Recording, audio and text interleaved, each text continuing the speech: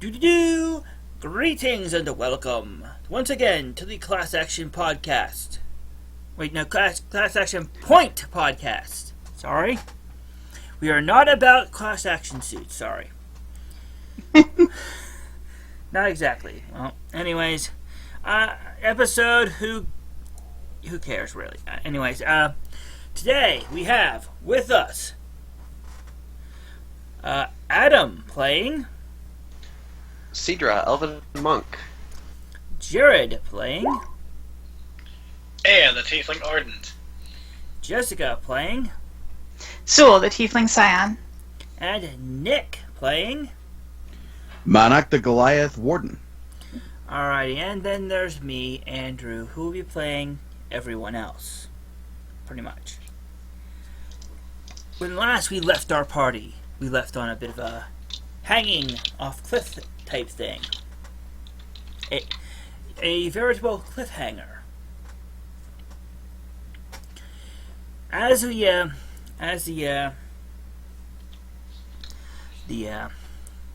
This episode comes, it starts.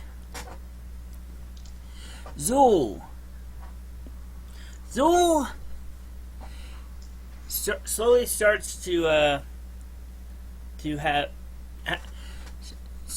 kind of wake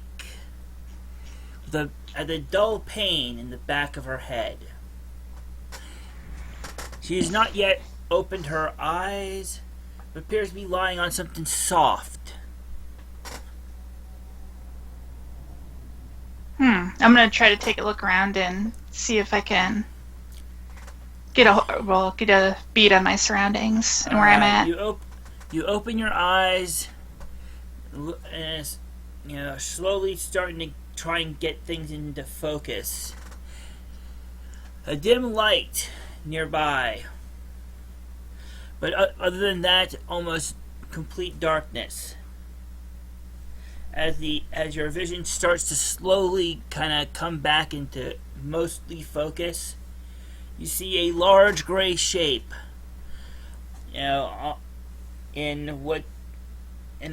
Beside you, just sitting with a making some kind of a type noise. By the on the other side of a small little table where a candle is almost about to snuff itself out with its own wet wax. It's getting close to the end of the wick. Okay, can I tell if there's any exit to this area or doors out or? As your eyes start to focus, you start to get the idea that there's several other beds here, and you also kind of recognize that guy who came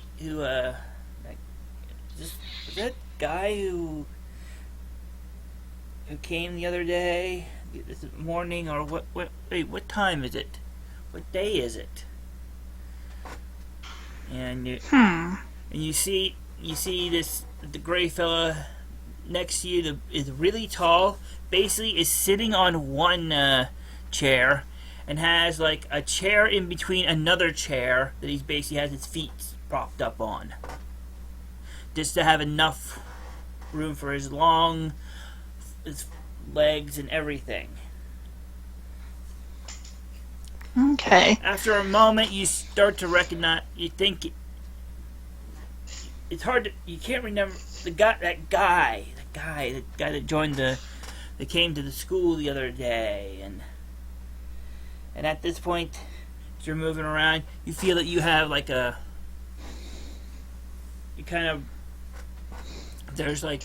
you feel like there's bandages or something on the side, on your head, and the side of your neck and stuff.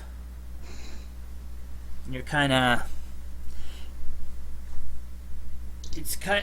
you're still kind of a little confused as to what's going on, because it doesn't quite match up with where you were. The last thing you remember, as far as you can tell.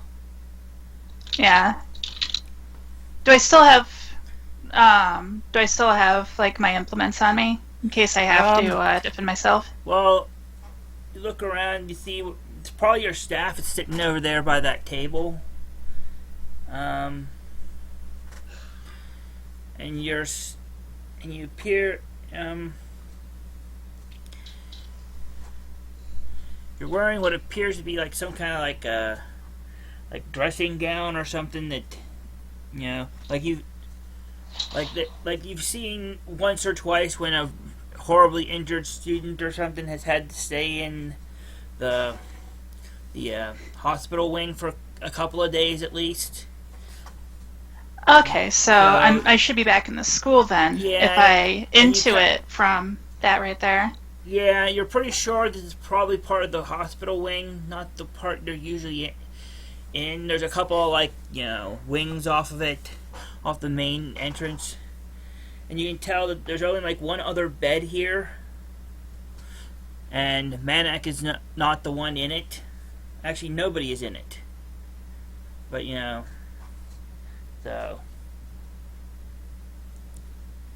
So yeah. Okay, I'm gonna try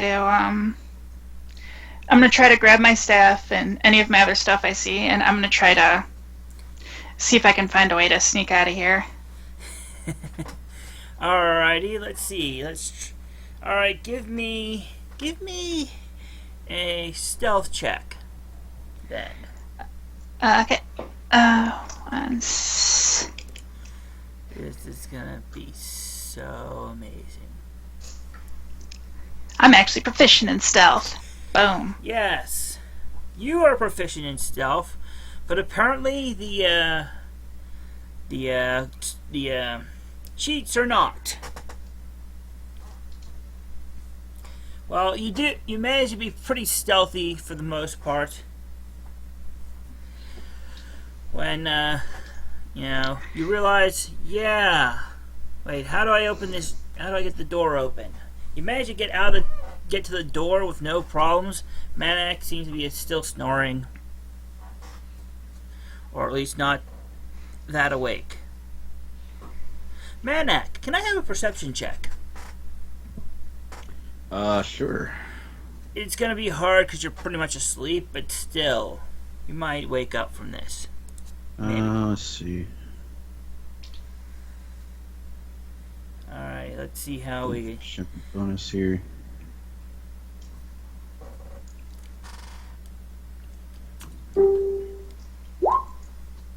Not bad. Well, it's not quite enough to hear Zeuel get stealthing around. But once Zeuel kind of gets to the door and is like, "Hey, this is gonna be noisy to get out of here."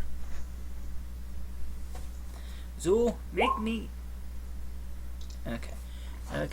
Make me another stealth check. See if you can get this thing open. Door open without anybody hearing. Manak, you hear this jingle jangle of someone trying to get a door open that's not exactly locked, but not exactly open, and kind of come to your senses a bit. I'm gonna flinch or cringe or whatever the thing is as I realize that I completely fucked that up. Yeah, it's not exactly an easy thing to get open quietly. So, Manak, you wake up. There's a thing in your journal, which is a thing that kind of looks like a newspaper, that says, "While Zeuel was out." It's basically what happened between now and when Zeuel left. Kind of, have you kind of have a update on what happened in between. Because, Zeuel is walking around and awake. Zeuel? Wait. Are you alright? I don't know. I don't know how I got back here. Yeah. Cefruz and Hope found you outside the school. We don't know what happened to you. Last I knew, I got a message from my family that there was assassins after us. You know, because my family back home isn't exactly, you know, the most popular among the superstitious peasants. Are you safe here? I should be, I'd imagine. You know, if the security here at Swine Dimples is probably better than out in the country or back home. That makes sense. I couldn't even get into my own room at first. Exactly. So I'd imagine some rabble-rousing assassin wouldn't be able to get in here. Yeah. As you're trying to remember the last things you can remember, you know, the last things that happened before you woke up here, you're dimly remembering like getting hit in the back of the head by something, and a voice. You kind of hear like in the distance a voice. I'm sorry. Goodbye. Wonder if my family survived. Yeah. So. Was someone with you? Yeah, well, my aunt was with me at the time. But I'm not sure what happened here, or what happened, because I blacked out, and next thing I know, I wake up back at the school. Yeah.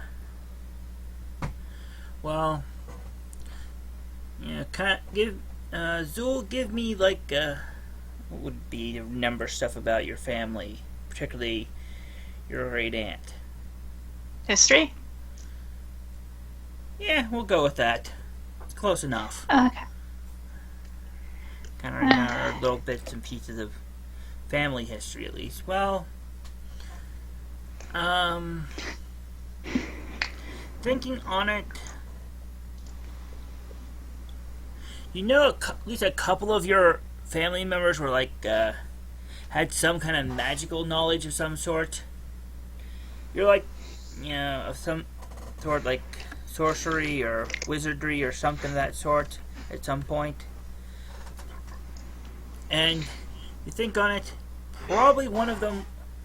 You don't remember if your great aunt was one of those, but if she was, you know, sending you, she'd probably know some kind of teleportation ritual or something, and that might be what happened. You got sent back here to kind of hopefully be safe.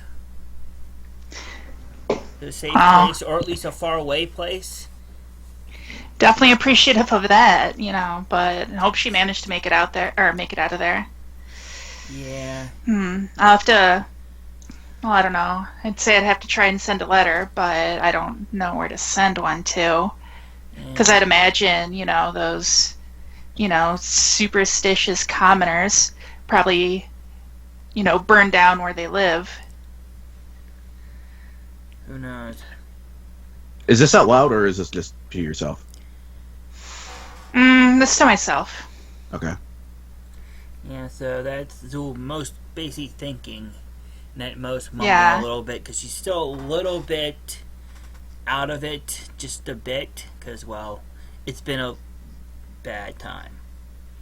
Yeah, I mean, maybe some of it I'd speak to myself, but generally it's just to myself. Yeah. So after a few moments, Manak will ask, "Do you want to go look for your aunt?" I think I should lie low for now. I don't think it's safe to go look for her. She sent me out of there for a reason. If it wasn't dangerous, then she wouldn't have sent me away. All right. But I'll have to find a way to reestablish communications with them.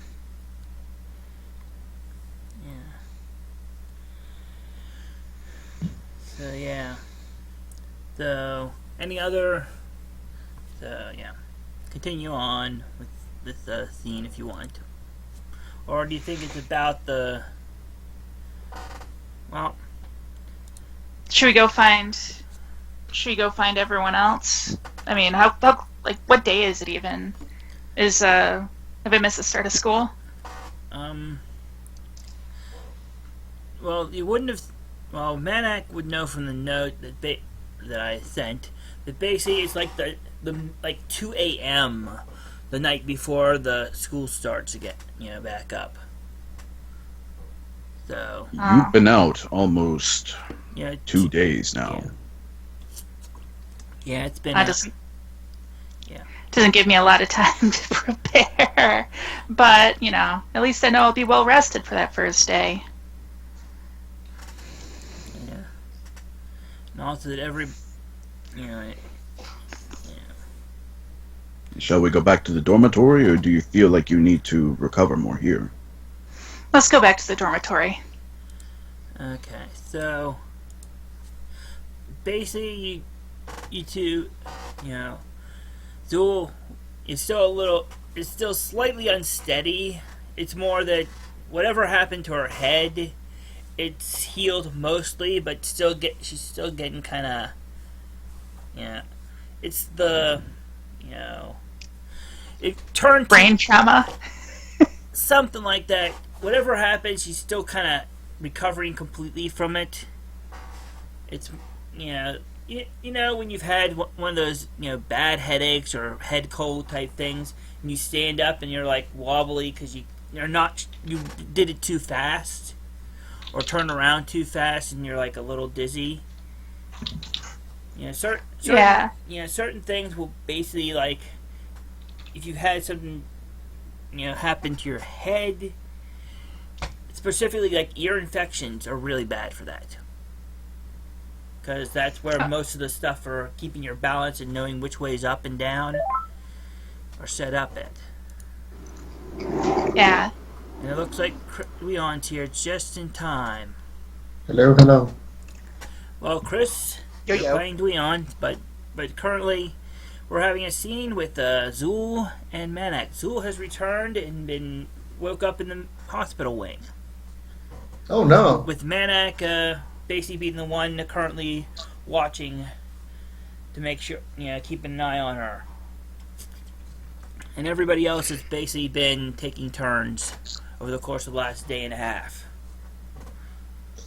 Well, how did Zeuel get in the hospital room? Well, there's a nice little note that you might now have. I should probably just give it to everybody for now. Let me see. All players. Getting on the right now. The little note in the newspaper thing that says, well, Zeuel was out. On roll 20, yeah. Yep. But basically, yeah, somebody found, so, yeah.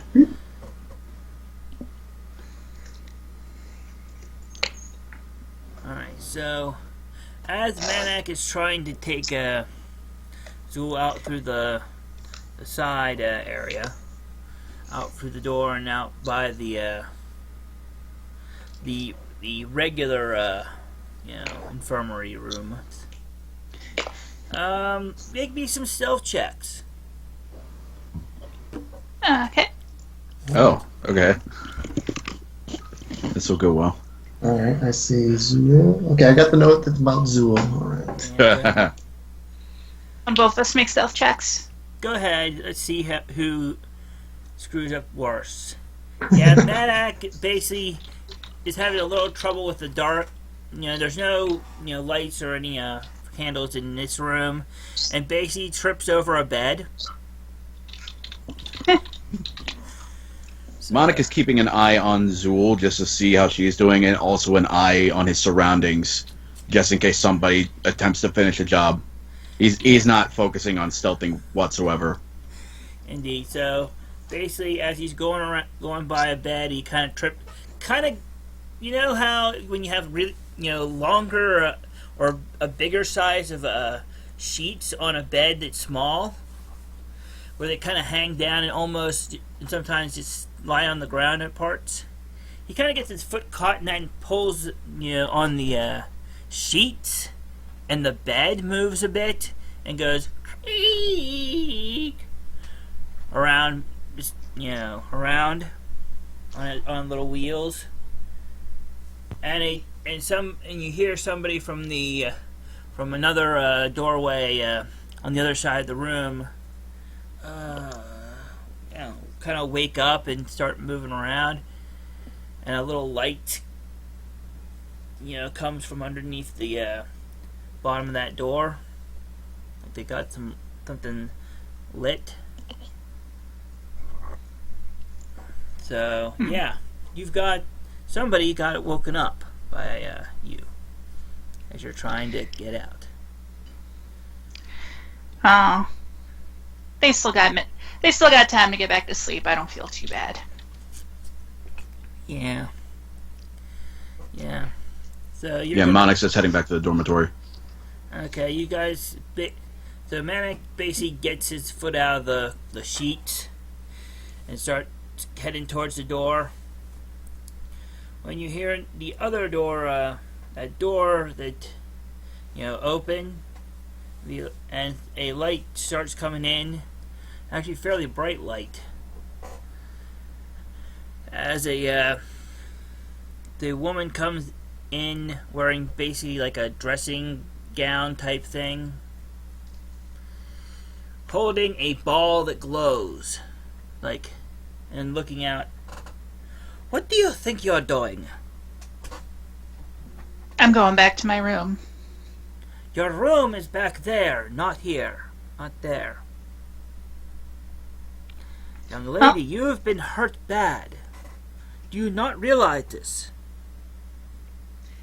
Well, from what I understand, I've been here quite a while, and I'd feel a lot better if I could go sleep in my own bed.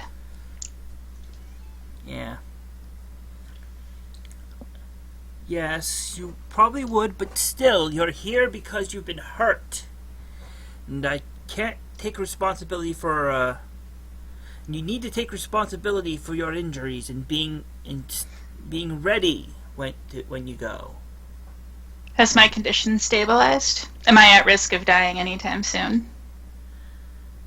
Well, we were going to find that out in the morning, if you had not woken up yet. Manik is going to stand behind Zeuel, and he's going to cross his arms and look at her very intently. This woman that walked in, she feels fine. She wants to go back to her room. She wants to go back. Look, let me at least check your injuries before you go. That's fair. If there's no problems, if there does not seem to be, a problem there, we will at least, you can go back for now. But you'll have to come back. You'll have to come back and make sure so I can check up later on too.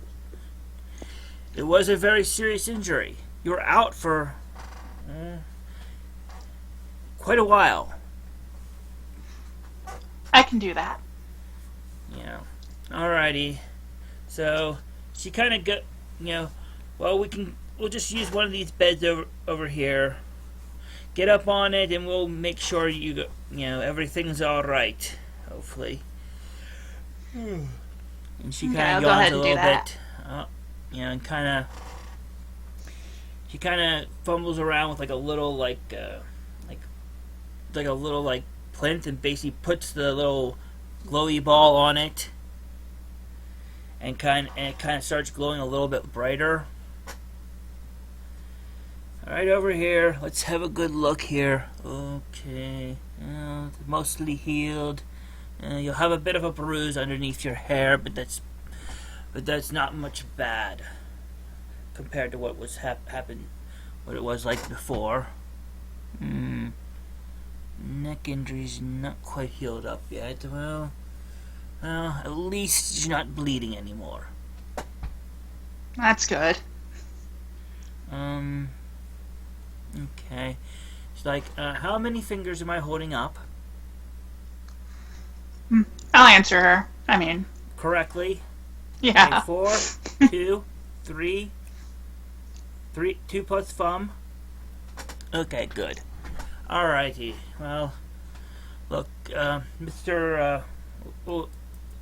Mr. Manak, was it? Can you make sure she gets there all right?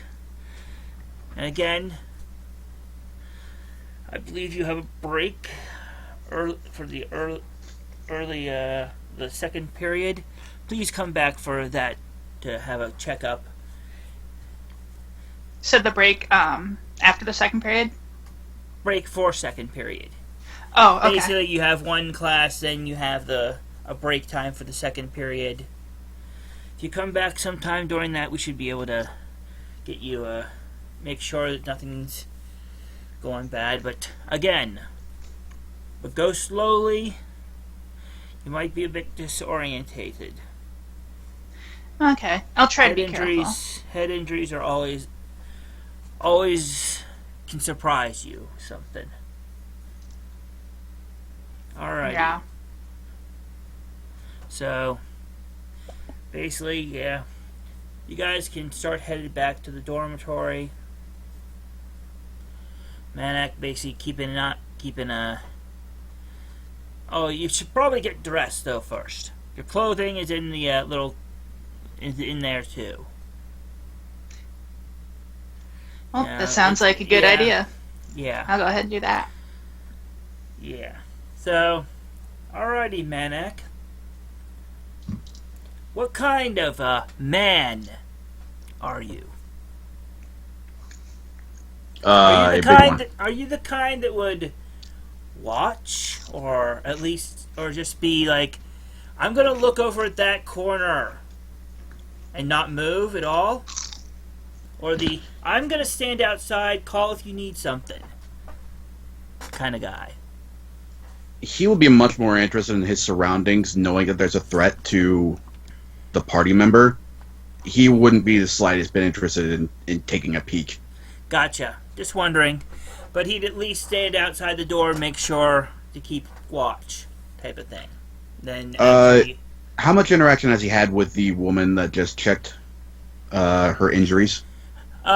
He recognized after a moment that this was like the lady, like the main, like, more or less like the head healer, nurse person here, who usually stays in the area in case something happens in the middle of the night or there's an emergency late, so that somebody's on duty, or if somebody's like, yeah, I need a drink and there's nothing left, or whatever it is.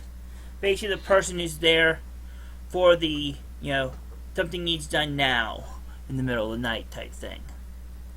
Okay, so he would feel comfortable stepping outside and just standing sentinel until she's ready. Okay, yeah, you've all kind of gotten to know her as far as the player characters, because you've basically been taking turns, sitting here waiting for her to be available when she came back, to her senses enough.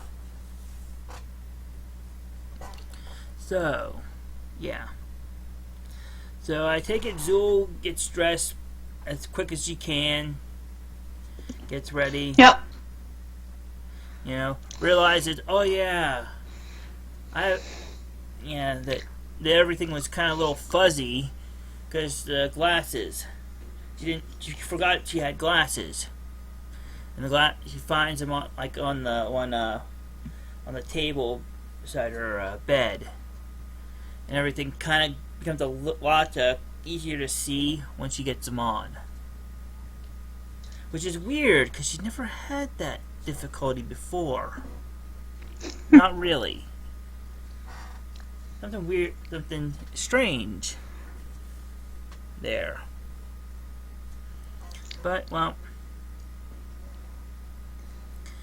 once she's dressed, got her glasses, got her staff to kind of lean on a bit,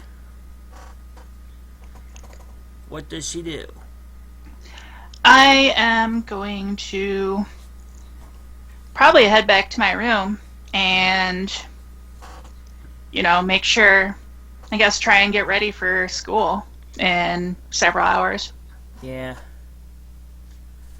Yeah, so Manak basically, helps make sure you're not gonna fall over any time on the way there. He also seems to have been fairly rested for the most part since, well, he had made the the pseudo couch from like 3 chairs to rest on. So as you head back, it's pretty much dark out. There's no real light. There's only a couple of like torches and stuff in the halls here and there that offer enough light to basically so you're not gonna be smacking into walls every time you should be turning. Yeah. But you get back to the town, to your little common room, and I should probably put us all on the common room now. Once it decides it's gonna go not fuzzy for me. There we go. So yeah. You all return to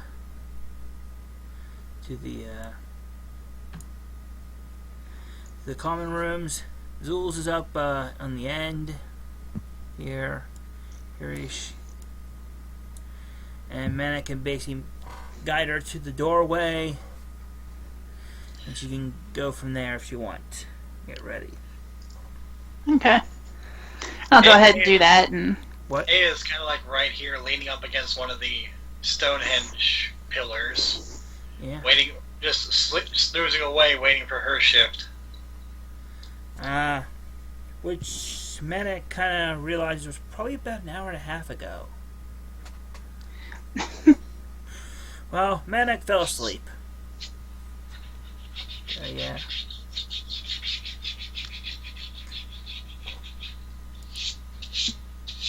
So as Manak is going by the little gazebo area here, he will notice that A is basically resting against this area here.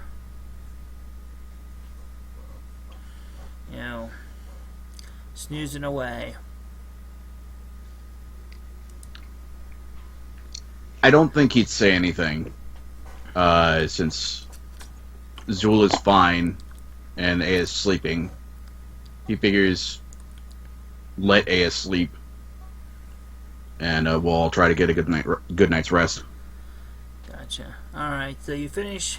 You basically get Zeuel to her door up here, and she kind of wobbles in a bit, still a little bit disorientated. Yeah, and so anything you want to do now before anything? now, as of right now, mostly just get my stuff ready, and then Yeah, you've had plenty of sleep, so being up Yeah. a little early. You think you might just sit and check up some stuff, maybe lie down for an hour before you go actually out to breakfast and stuff. pretty much, yeah. As for Manak, what does he do with his 3 to 4 hours of before usually get up type things? Since he's already pretty well rested, he's going to just sit not too far from the entryway to the dormitory and just keep watch. So He's not quite used to the arcane protections or anything like that yet, so instinct's still kind of kicking in here. Yeah, he just wants to make sure nothing tries to shut it off or get past it or around it. Mm-hmm. And just be a backup just in case. Gotcha. Several hours later, Zeuel still has that slight ache in the back of the head and the sore spot on her neck. But other than that, she seems to have gotten most things ready. And Okay. as throughout the dormitory, in each of the rooms, the sound of ding dong, ding bong, ding dong, ding bong starts to go off. Time has flown, and yeah, it's time to wake up. So, what do you all do now that it's time to wake up? Well, I guess get my stuff around and go out into our essential area and wait for people. Okay. The sudden noise. Well, then again, Aya's perception is low. She's probably still asleep. Yeah, you walk by Aya, who's still kind of asleep. She's kind of slumped onto her side now, sometime during the night, but she's still sleeping.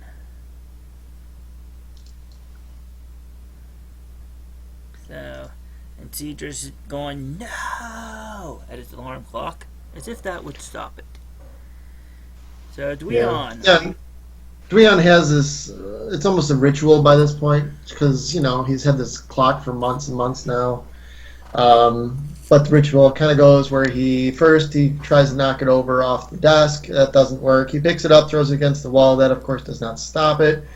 Then he ends up trying to shove it under his pillow, which does not stop it. And then finally, after about a half hour of struggling and doing this stuff, he can finally kind of meanders out of his room. His hair is all just a mess. He's probably still got drool running down the side of his face from sleeping. Gotcha. Manak would still be in the same place where he was standing now. After a little bit, if he's still hearing snoring from Aya, he would just look back, call over his shoulder, Aya, time to wake up. Yeah. Puggy has heard the stuff and is just kind of wandering about out here. Leans up his one leg against one of the pillars of holding up the gazebo and just,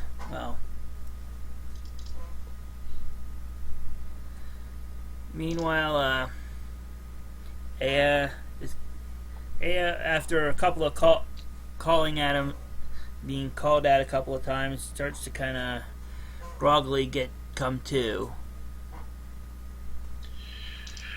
Like, she opens her eyes a little, and all of a sudden she, leaps up to her feet, and then promptly falls over because her feet are asleep. Yeah. And then she, starts, just, what time is it? What time is it? And here's the last few ding dong, bing bong, ding dong, bing bong. She's like, crap, I'm late. And she, rushes about, puts her horn away, runs by Zeuel, and is like, hey, Zeuel, I'm off to visit. Walks backwards, looks over. Oh. Yep, I have returned. I have to thank everyone for watching over me and make sure I didn't die in my sleep. Aya, scratches her head. She's like, oh, man, how long was I out? Oh, I'm not sure. Because, I've been out for, a couple days. And, she looks at Manak and is like, Manak, how long have I been sleeping here? You've been there a while. I came back with Zeuel, but you were already sleeping, so I didn't want to wake you. She's like, oh man, I was supposed to attend my shift. It's at 5 o'clock that morning. How many days has it been? Manak starts to answer, and then he realizes he's not exactly sure. So you can see him visibly counting in his head how many days it's been.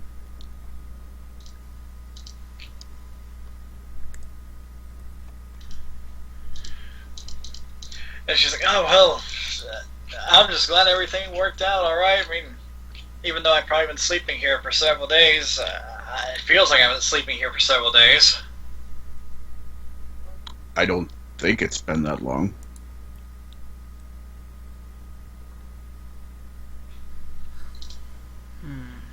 Well, all's well that ends well, I guess.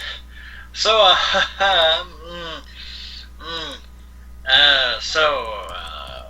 what time is it?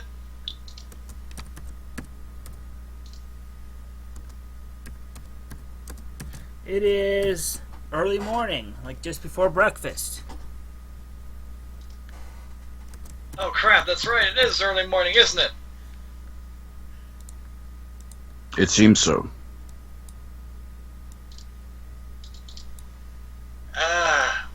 What day is it?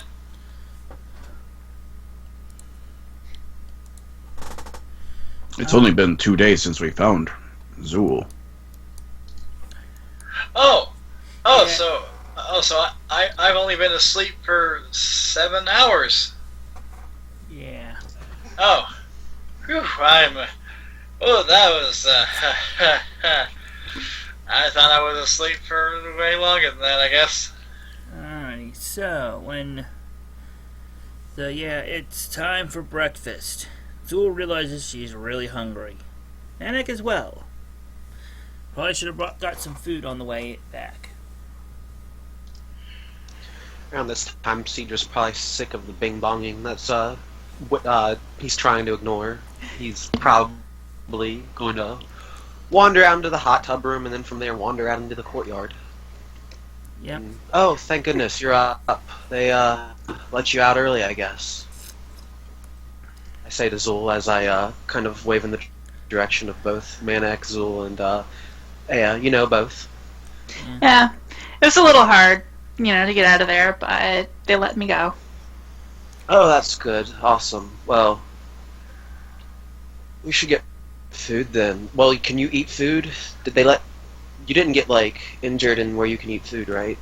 That doesn't... You're not on a I liquid should diet? be able to. I don't think I'm on any Awesome. sort of restricted diet. Well, if we're all going to have to deal with being up this early, we should at least get some enjoyment out of it then. That's good. Yeah, Cedar's just kind of, wobbling in place, he's, not conscious enough to hold himself up, but he's good. Alright, Dweon, what Just are kind of got a sway have you going. woken up? Dweon's just like, wait, Zeuel is missing? What? Huh? I don't get it. I'm gonna go get some breakfast. Is it bacon day? Might be. That puts a little pep in his step.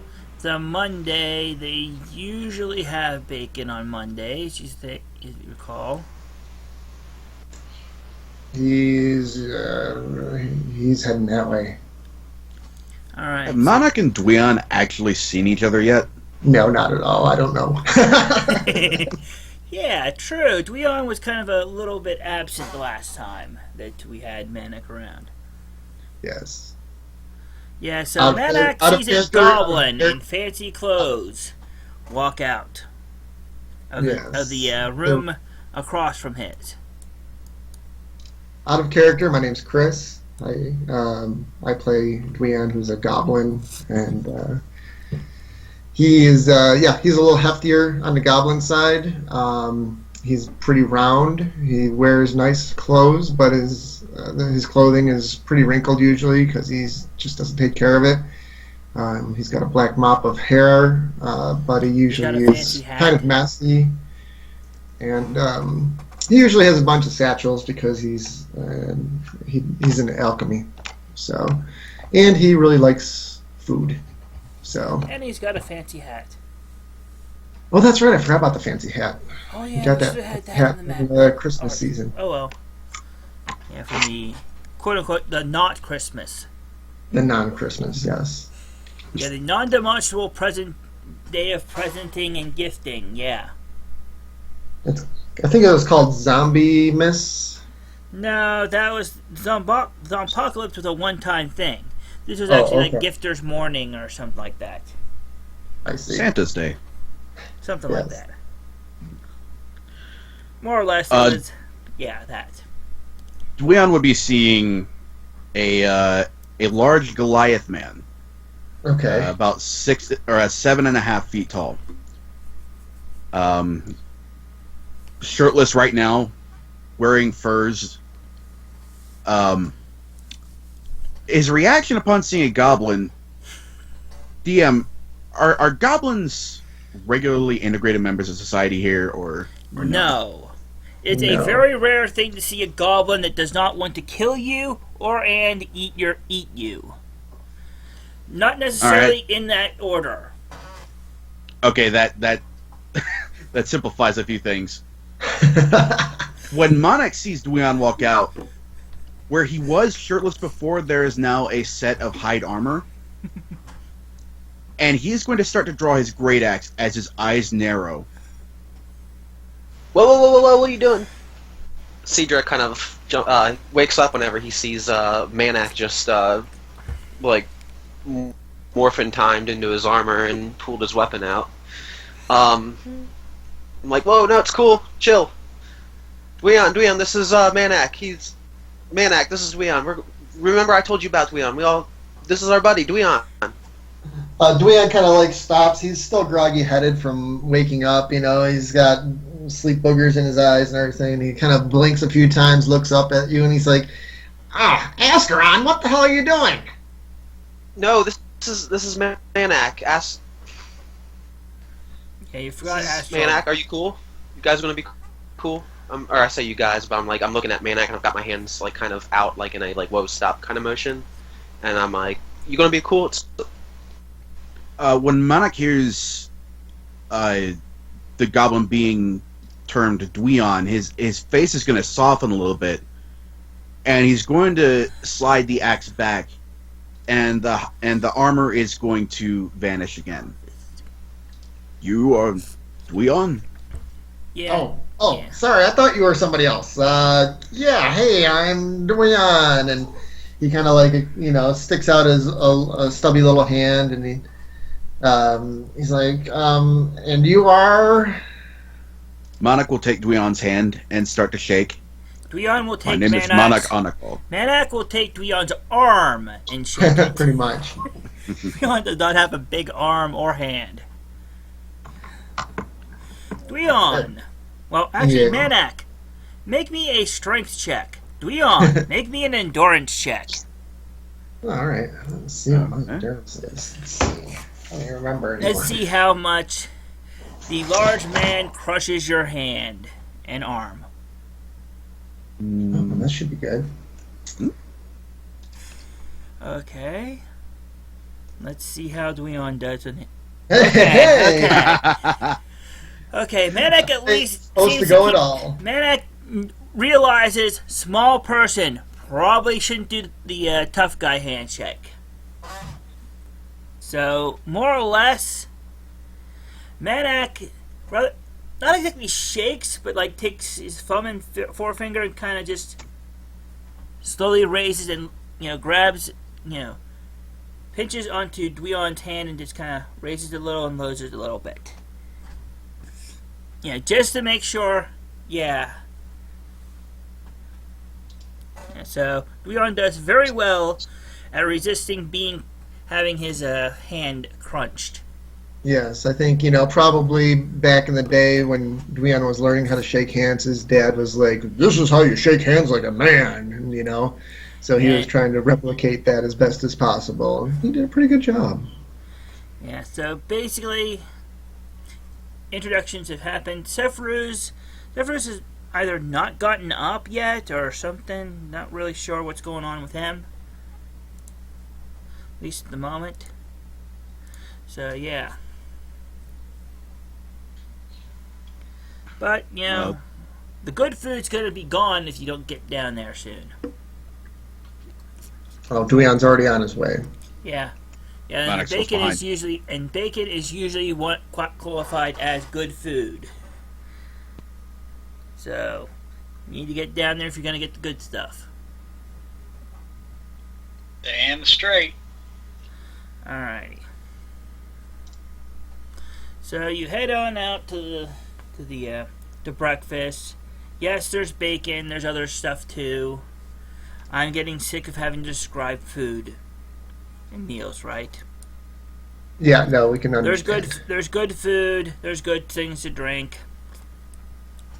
And there's There are no small gelatinous cubes wandering about. And they are definitely not of several different colors / flavors. How'd you know people were going to ask? So, food happens, and your the teacher who runs your team comes over and is basically going to be like oh,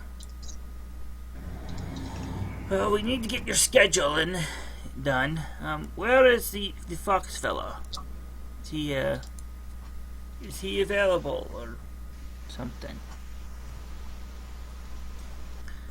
Fox? And yeah, Cefruz. His name Cefruz, was it? Well, Hope's over there, so he's not hanging out with her. He's probably sleeping. Oh, Shaw's probably sleeping.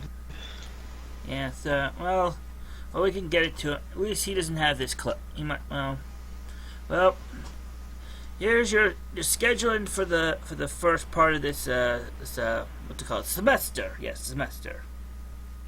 You've got I believe it is some natural nature with Professor Throg here in your first period. And second period is a break period, and the rest of you've got a couple other classes. Yeah, tonight. Here's the whole list. You can, for the next few days, next week. Oh, Miss Kalir, you're up and moving again too. Good. I was worried. Look a little paler than before, though. But well, seem to have been through a lot. Alrighty. Well, Yeah. Well, I've got a class myself from a 6th-year class to go teach here in a moment. So I'm just gonna grab a last bagel and go. So he basically goes, gets his bagel, and a little plate to put it on, and basically takes it along with him. So, yeah, you've got a good few minutes to go till your next to the class. So you can eat, talk a bit.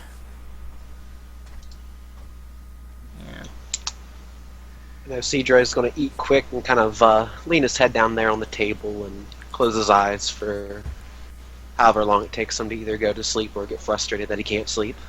Yeah. Yeah, so Dweon's sitting across the table from Manak, and he's just, of course, he's got his mouth full of bacon. He's like, oh, so, Manak, what's your story? When did you get here? I arrived around 3 days ago. yeah, 2 or 3 days ago. Yeah, that's close enough. Yeah, 3 days ago. Yep. I came here to learn how to protect people. Back home, a prominent member of my village went missing. And we found him. But I wanted to make sure nothing like that happened to anyone I knew ever again. So that is why I am here. Oh, well, I think this is probably a good place because for some reason we just seem to always get into trouble here. And I don't think you'll have a problem finding people to beat up on, if you know what I mean. We'll protect. Oh, yeah, protect. That's what I meant. Beat up. Sometimes they're one and the same. Have you met any Team Gorgon yet? They're over there sitting at that table. You see that one with the flame head? Yeah. She's a real bee, if you know what I mean. I have heard. Yeah. Manak should have said, "No, I have not heard. Please elaborate." Yeah. Yeah, so there's a... So, after... Zeuel, Zeuel, what's going on with you? You're just like, what's the bandage on your head? Oh, yeah, I went home and visited my aunt. I was going to visit my parents, but then assassins came after us, and I got beat on the side of the head and attacked by said assassins, and I ended up in the hospital. And now I'm back here. Oh, goodness. Assassins? Yeah. Why would there be assassins sent for you? Well, let's just say where my family comes from, they're not exactly the most popular. Hmm. Dweon gives her a thumbs up, and he's like, yep, I can understand. Well, if anyone tries a dirty trick like that here in school, well, let's just say nobody's getting conked in the head but them this time. Yeah. Well, don't worry, if someone tries something like that in school, well, they'll wish that that's all that happened. Yeah. So, about this time, Hope kind of has noticed that you're up and back. And she's like, oh, hello, glad you're, okay. Thank you. Yeah, so,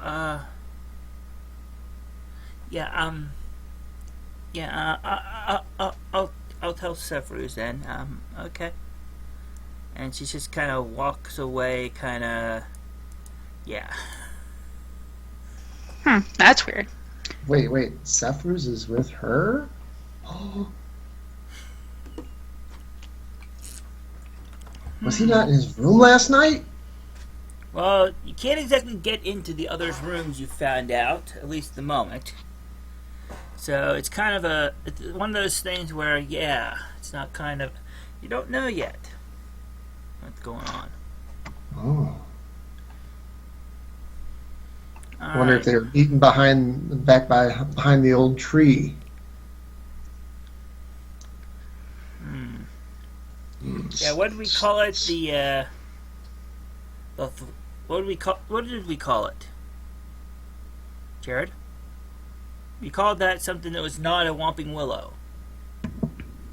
Oh, the striking sycamore. We'll go with that. Yeah, that was it. Striking sycamore. Yeah, something like that.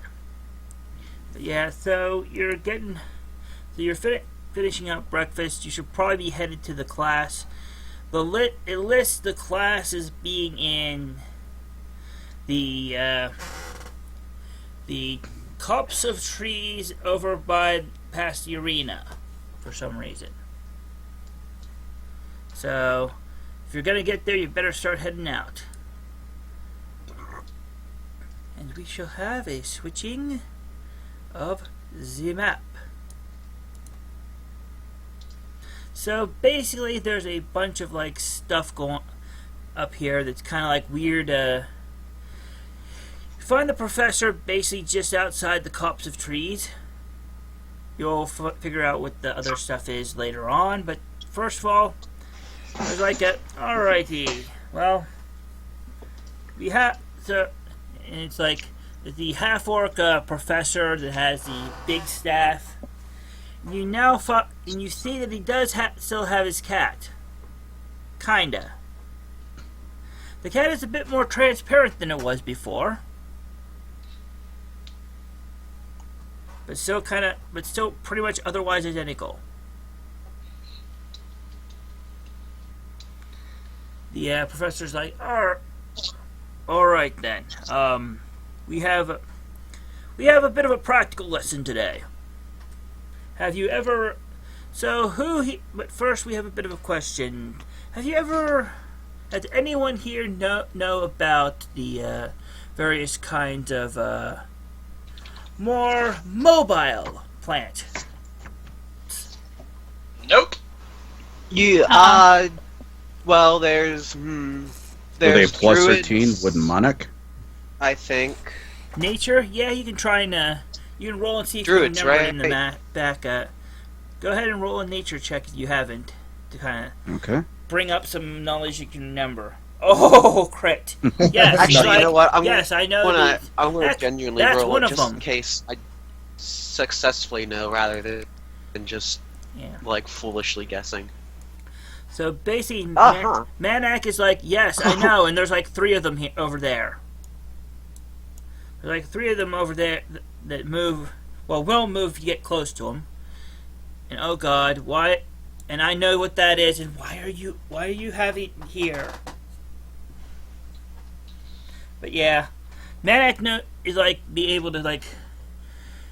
He kind of gets a gist of this a little bit quicker than everybody else. Yeah, there's, that you're basically being like told about something, and basically you're gonna have like the practical part is that you're gonna learn how to fight some of these kind of things. But he says, but the professor's like, okay. I know the new guy wants to take my job. Got it. But first, there is other lesson. You will notice the strange grassy areas. They are unusual type of unusual substance we call unusual plant life from the Feywild that we have transferred here of a sort. It is common. There are several varieties, but commonly they're known as Feygrass. Notice up in corner of handout, we have info on Feygrass. aka map. Top in top left of Yeah. of handout, quote unquote. Gotcha. Info. Okay, DC teleport from one area. Oh, okay. Base Feygrass has it's very it's a very how should I say it's very sympathetic to certain kinds of magical and natural phenomenon, especially as it relates to other Feygrass groups. So, your test here is to use these to your advantage and to show me you know what how to fight plant thing. So, then we do what is word initiative. Then, alrighty then. Okay, I need to bring up the doodad here. I need to actually. Well, I asked the instructor real quick, is fire okay? You will need to find that It out. won't spread? Question mark. He kind of upspeaks. We have extinguishers at ready. Oh, cool. You may not want to be one I initially. just grin.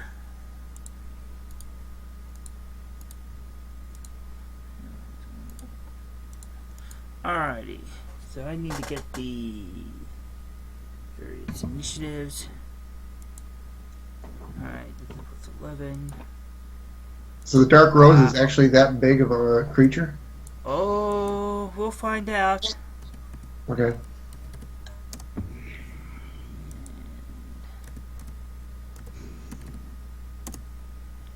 Let's get the blue is a 7.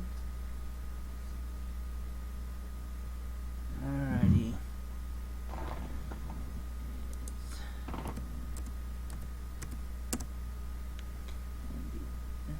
Alright, 6. Wow. And the rose itself is also okay. Well, the thing with the worst initiative got almost the best. Did everybody else add theirs in? Okay, looks like it. We have a... Alright, let's get this ordered. Alright, the first thing doesn't actually... Alright, the first thing is the giant rose thing. Not giant, big old flower thing. Yes, I know, it's weird looking, the picture. It was hard to find good looking flowers that weren't like, too flowery.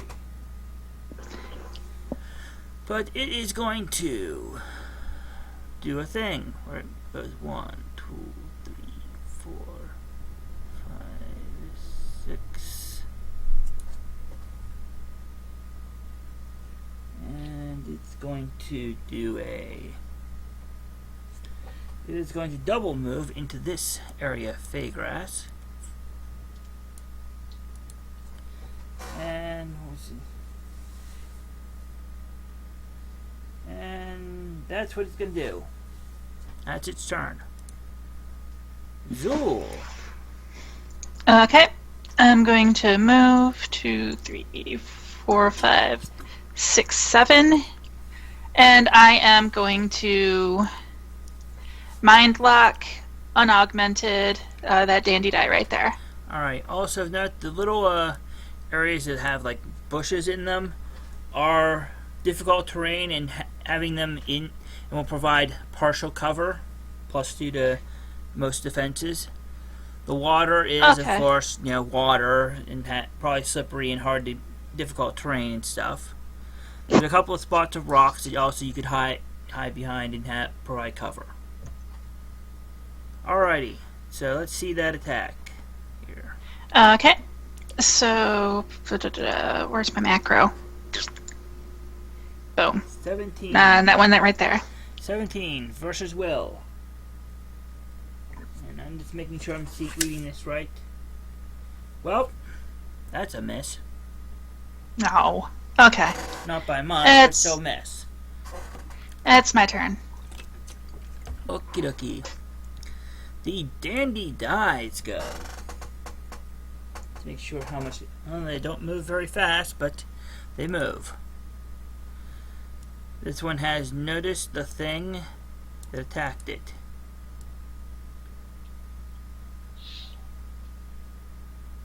This one has as well. This one, 2. Just kind of moved in that way. And it's gonna go 1, 2, 3, 4, 5. Back. Another ones are just gonna move around a bit.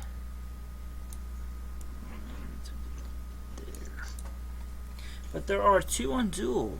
And what will they do? So, they're going to try and use something called a pollinator on you. Oh god. Sounds terrible. This will be against your fortitude. The first one probably hits. Yep.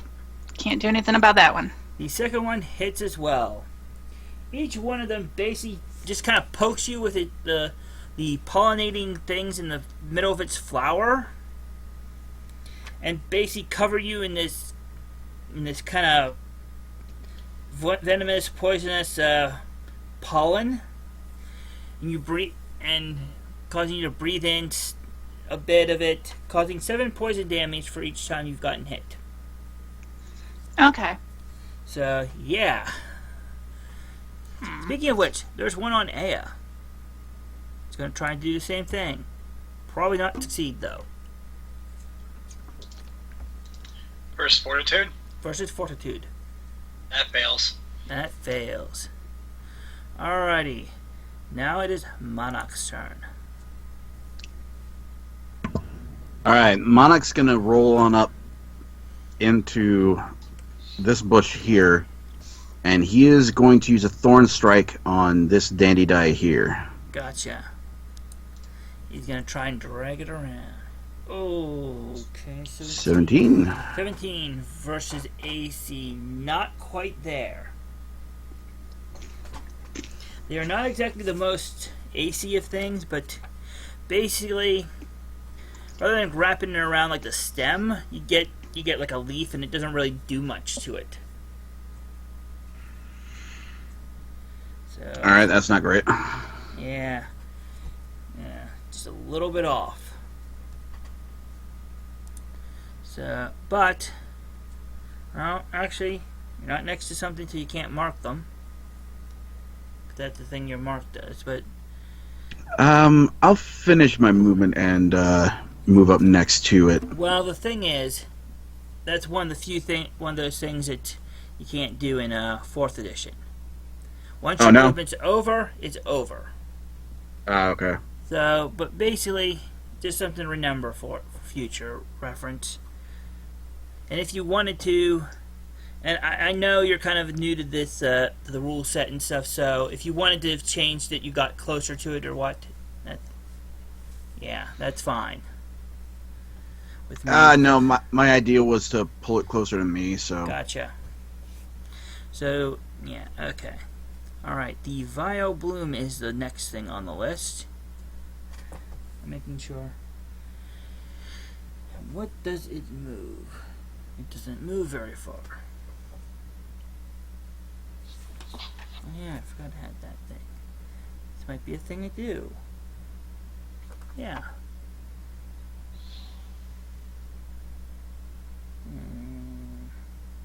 Need to be closer to them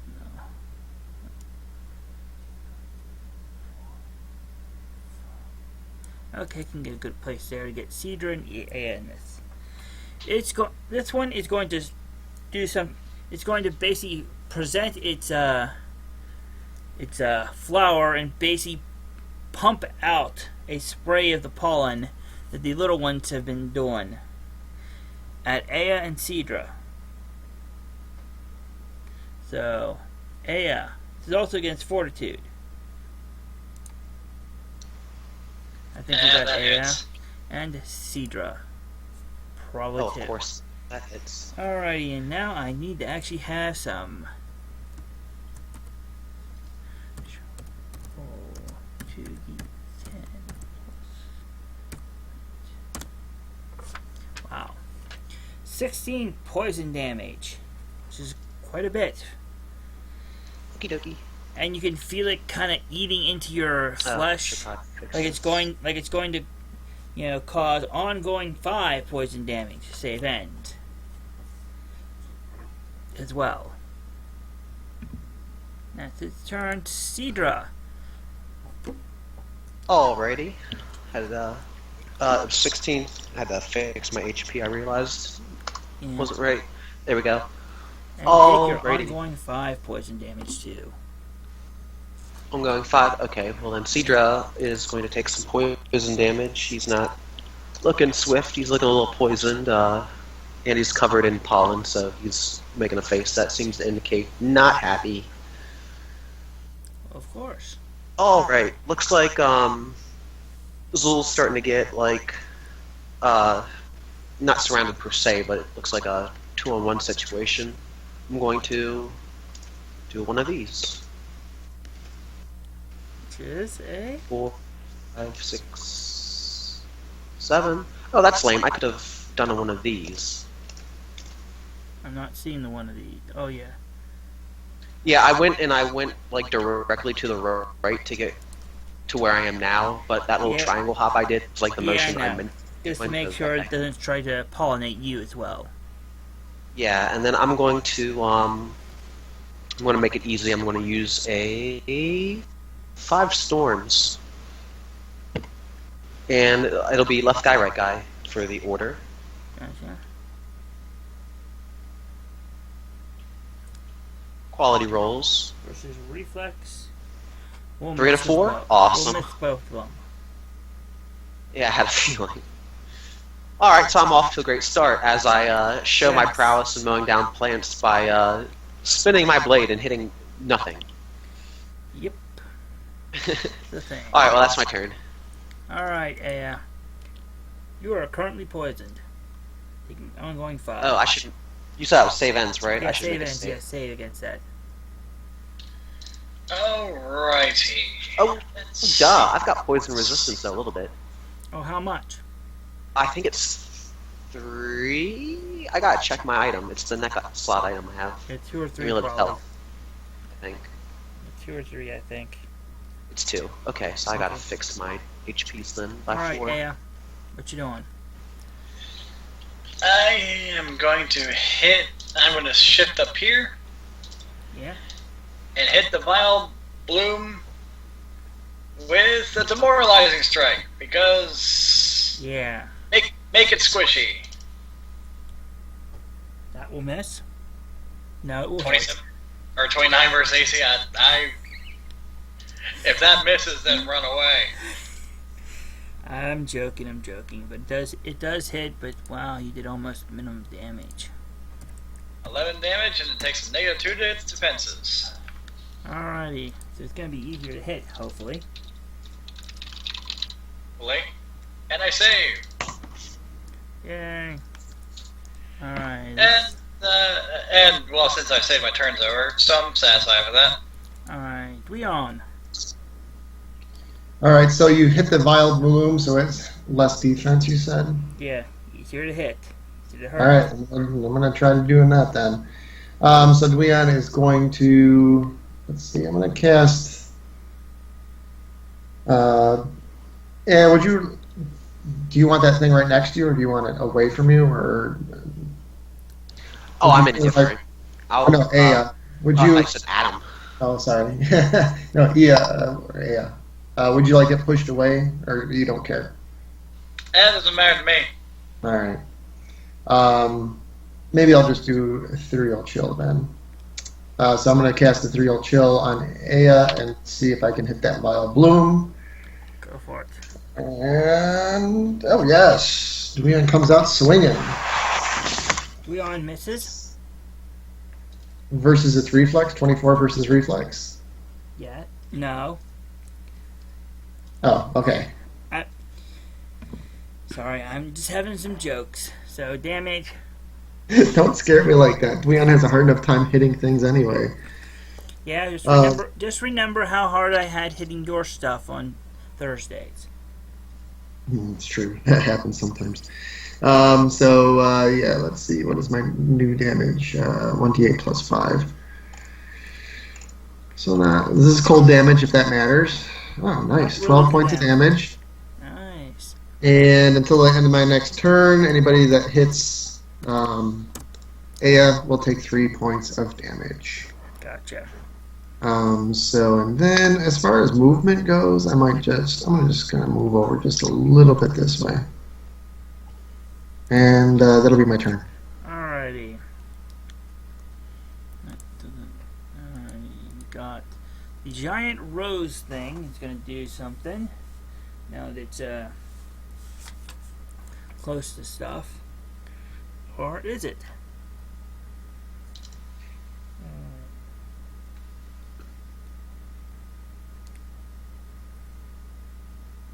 Okay. I think I know what we're going to do here. This is going to be fun, quote unquote. So, What's happening? Oh, Dark Rose is happening. yeah, you'll find out what's going on here in a moment. Actually, So, since that thing is in clear view, what is it? it is a giant plant, basically Audrey, too. More or less. Giant plant thing with a big flower that seems to have like a mouth in it as well. It's crazy plant creature. Oh, the one from like the Little Shop of Horrors? Pretty much. Okay. Only think big flower instead of the big like Venus flytrap type mouth. So it's not a hot chick in a flower. Not exactly, no. Oh, darn. I had limited supply of plant-based pictures for tokens. At least the ones that were good. Alrighty. So it is going to do something. It's going to move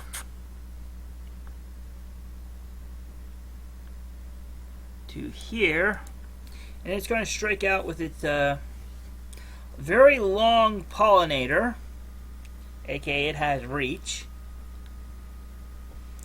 at Cedra, and it's going to attempt to pollinate him, or repollinate him. Manak has an immediate interrupt. Guardian's counter. Good idea. This could hurt. Go for it. All right, tank it up, tank. Go So, ahead. Swap You'll places. swap spots with me. Yeah, right? we're gonna swap Alrighty. places. There you go. Yeah. And after this thing attacks me, I can make a basic attack against it. Well, it's attacking from reach, and I don't think you have reach. But at the very least, you're keeping your buddy from getting hit by that big thing. Okay. And actually, this one's attack, Pollinator, goes versus AC. Ooh, still hits, though, probably. Mm-hmm. So, I need to find the infos for the damage. It's a little different. He does 7 poison damage. Wow. Almost as good as the minions. Almost. And ongoing 5 poison damage, because, poison's a thing. These things do. But that's pretty much it. It's a turn at the moment, so. Zeuel. Okay. I am going to shift back 1. Alright, into the Fey Grass. Even. Yep. And I am going to minor action distract on Dark Rose. Gotcha. And then I am going to augment to betrayal. On the Dark Rose? Oh, Thinking, because if these are all minions, then God, she's just gonna super kill a minion. yeah. Yeah, screw it. I'm going to augment to betrayal on Dark Rose. So, You're throwing everything out. yep. So 24 will versus Dark Rose. 24 will hit. Okay. And so I want to slide her like down here next to the tank. She's dazed, and then she's going to take an attack against one of the dandy dice. Any particular one you want? Nah, either one's fine. Alright, it's going to go against this one. She is going to try and pollinate it. She is hit with the pollination. She does. Enough poison damage to get through its poison resistance. You've been pollinated. Yes. By the way, has anybody failed to save against the pollination effect? The Not me. poison damage. Oh, you have. Not me. I've only been hit. What? I've only been hit by minions. Was there a save for that? No, just one. The Vile Bloom and the Dark Rose do something special if you fail that save. Too. Oh, okay. We'll find out what that is later. Alright, Zula's done her thing. Yep, and that's my turn. Alright, Dandy dies. One of them is next to Manak and is going to attempt to pollinate him. Well, 23 versus Fortitude. Fortitude. Let's see. Yeah, that hits. So, 7 poison damage from that. Okay. This Dandy die is going to come over here to A and try and pollinate her again. Does a 17 hit Aya? My fortitude? Your Fortitude? Nope. No. Okay. Well, then it doesn't die. You have that ice thing from Dweon. Dandy dies. Move a 5. Just get there. These ones are going to move around a bit. Get there, and this one's going to move here. Alrighty. So one more on Cedra. 29 versus Fortitude. I am rolling really good for attack rolls. So yeah, 7 damage to Cedra. Alrighty. Poison damage, right? Poison damage. So if he has Alrighty. poison resistant, it goes down. Alrighty, Manak. The Okay, giant this plant. poison damage. Is that something I could save against? Indeed, and as a warden, you can save to get before you take it. Mm-hmm. So I imagine that'll be a con saving throw. All saving throws are a flat d20. You want a 10 or better. Okay, gotcha. Yeah, so 10 or better, you save. Certain saving throws, if you get a nat 20, you also gain some other benefit too. Like death saves, if you roll a natural 20 or above, if you have like a bonus to them for some feat or something. For example, you get to stand back up and heal a little bit. Word. But this Alright, is just here a we go. regular old saving throw against being poisoned. And you do well enough to not be poisoned anymore. And you do not take the 5 poison damage you would have taken if you had not saved. Does that get rid of both the dandy and the dark roses? The dandy, Ongoing poison thing, dandy or- died. The little minion flower things don't do ongoing. Just the Oh, so the vile bloom and the dark rose do those ongoing damage. The other ones just they do some damage that's poison typed. So if you have resistance to poison or protection from it from something, you don't take as much damage. gotcha. It's kind of like, okay, you have fire resistance and they fireball you type of thing. Okay. And don't take as much and may not even take any, depending on how much resistance you have type of thing. Alright, It's just a different so type of damage. You have shaking off the poison damage, Monica's going to go into a wild blood frenzy. And what that does okay, is that is a disturbing back up. picture of a flower with a penis.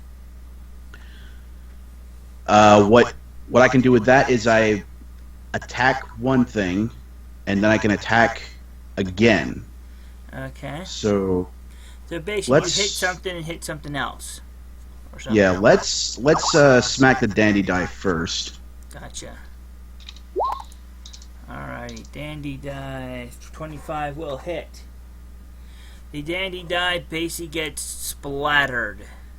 You cut it straight down the stem, it's not going to be moving much anymore at all. It is All right, dead. with a roar of triumph, he's going to turn his attention to the dark rose and smack that one. Alright, bring this. 19. You get a good hit on one of its big leafy tendrils and cut into it, hurting it. Barely. You just hit. Good deal. Alright, so that's minus 14 hit points. So it's got a nice little cut. You know, on it, it looks more like, you know, somebody just nicked it, but it's enough hurt that it's now no longer at max. Alrighty. But yeah. Anything else? Also, it's a new day, which means you have action points, which you can use once a battle to basically get an extra action of some sort.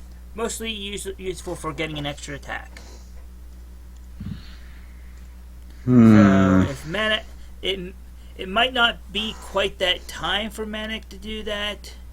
Just let you know about that option that's available for future reference. If you find a good time when, you can hit something or hit something hard, or try and finish something off, or whatever. Yeah, let's hold off on that for right now. I thought as much. So the Vile Bloom is next. It is currently adjacent to Ea, who is no longer pollinated by it. It is not happy with this, and is going to attempt to pollinate her back again. 27 versus Fortitude. Miss.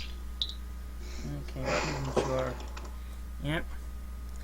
So yeah, that's a miss. Woohoo. It takes Oh no, it isn't. It takes damage. It'll take its, what is it, 2 or 3 damage now? 3 points of damage, yes. How much? That is 5. So it'll do 8 poison damage, an ongoing 5, and take its 3 damage. Like it was the boss. Yay! I'm bloodied. Yay! And what does that do for you as an Ardent? Ardent Outrage. All enemies within 5 squares grant combat advantage. Nice. So all these, the Dandy Dies over here and the Vile Bloom all grant combat advantage to you and other people. Yep. In other words, they all grant combat advantage to Cedra and you, since Cedra's the only one who is going next. Between then. Cedra! Here's a quick question. Yeah? For that teleportation with that arcane or that nature check, Yeah. is that part of the action that like you enter the thing in, or is that like a Basically- specific? Basically, depending on what kind of action you want to use to get it, it may be easier or harder than that. That's assuming you got in there and used the move action to move. Okay, so it's a move action to enter and then a separate answer or a separate action to teleport. Basically, yeah. If you use a That's what standard I'm- action, it's easier. If you try and do it with a minor action, it's harder. Basically, that's the baseline there. So it's like, I'd say maybe two easier. It's an 18 for a standard action, or a 22 for a minor action to try and do that. All right, and the you said the Fey grass is also difficult terrain, correct? Or did you only mean the trees? No, just the tree bush things are difficult terrain. Okay. The All right, Fey just wanted grass to double check. is more or less a. It's more or less. It's more like going through like tall like weed or something. It blocks a little bit of sight, but not really is hard to get through for the most part. All right, I got you. It's more that you can get lost in it if there's enough of it, but it's not really going to block you moving around in it. Well, I feel like I have a good idea of what I'm going to do then. I want to use Blistering Flourishes movement technique first, so I start getting covered in flames as I quickly dash to Aya's assistance. Okay. Let me draw this out just so that way you know the movement. Yes. Actually, as he's running, he kind of grabs onto the tree nearby and kind of uses the momentum of like Gotcha. hooking himself to swing himself around it like that. Gotcha. Oops, I dropped my dot in the wrong Alright. spot. I wanted to do because I need to get to that guy. Yeah, and it's that thing where it basically does where you don't get an attack of opportunity from the thing you move away from first or something, or target. I do get attack of opportunity. Oh, I do get one. Alrighty, he's gonna try and pollinate you. 16 versus Fortitude. That's I think a super hit. Alrighty, Yep, you hit take by your 2. 7 poison damage. Alrighty, and then I'm going to Blistering Flourish real quick. So that way, as a quick reminder, +2. Yeah. For +2. If you notice That from the hits. movement technique, he takes 5 fire damage from having hit me with an opportunity attack. In short, he dies. So yeah, he lashes out foolishly and he just catches fire from it. And then I'm going to, that Blistering Flourish attack I made is against the purple guy. Vile Bloom. His name's covered up. Yeah. Alrighty, minus 20.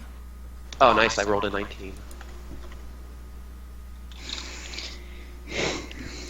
So, And I did 15 regular roll damage. It hurt it bad. It's almost half wilted. Actually, I'm it going is, to- it is over half wilted.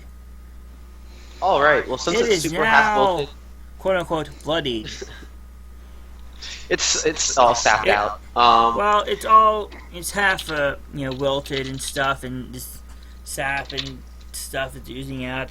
They're probably dandelion-like creatures, because, like, white, milky gunk is coming out of parts of it.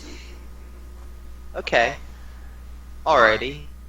Well now I see I'm drawing milk, so to speak. I'm going to action point. I'm going to use 5 storms. I was kind of weirded out by the numbers of 5 storms. I hovered over it. It's still adding my proficiency, so I forgot to delete that from these macros. It should be accurate this time, though. Okay, well, I say those macros, but since I used 5 storms so infrequently, I think that's the only one that had it. Gotcha. Anything else? Well, aside from the order was purple guy, bottom guy, but Alright. so I did forget to assign that. Well, And I bottom turbo guy is this. down now. Top guy is not been hurt at all. Yeah, that was This one lame. I remembers guess I'll that. finish with the flurry blows. Wait, this one also, though, remembers it does a thing when it's reduced to 0 hit points. No action. Close burst 1. Non-plant creatures in burst. 5 poison damage. It basically pops, and pollen goes all around it, doing a small amount of poison damage to anything that's not a plant. There. That reminds me, I need to remove my full damage. There we go. And then I'm your bloody. flurry of blowing, vile bloom for more. Yep, How for much more more? damage. It'll be 5 plus 3. I'll click the button for formality, 5 but plus it'll 3 be 8 plus fire whatever damage. vulnerability. Alright, so. Yeah. Oh, well, he's not vulnerable yet, but No. They are vulnerable to fire. Oh, they are vulnerable. That's That's why.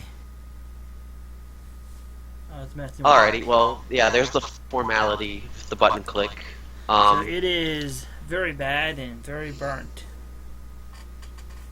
Alright, and I'm going to kind of slide away a bit as part of that, and that's my turn. Okay. Yeah. Alrighty.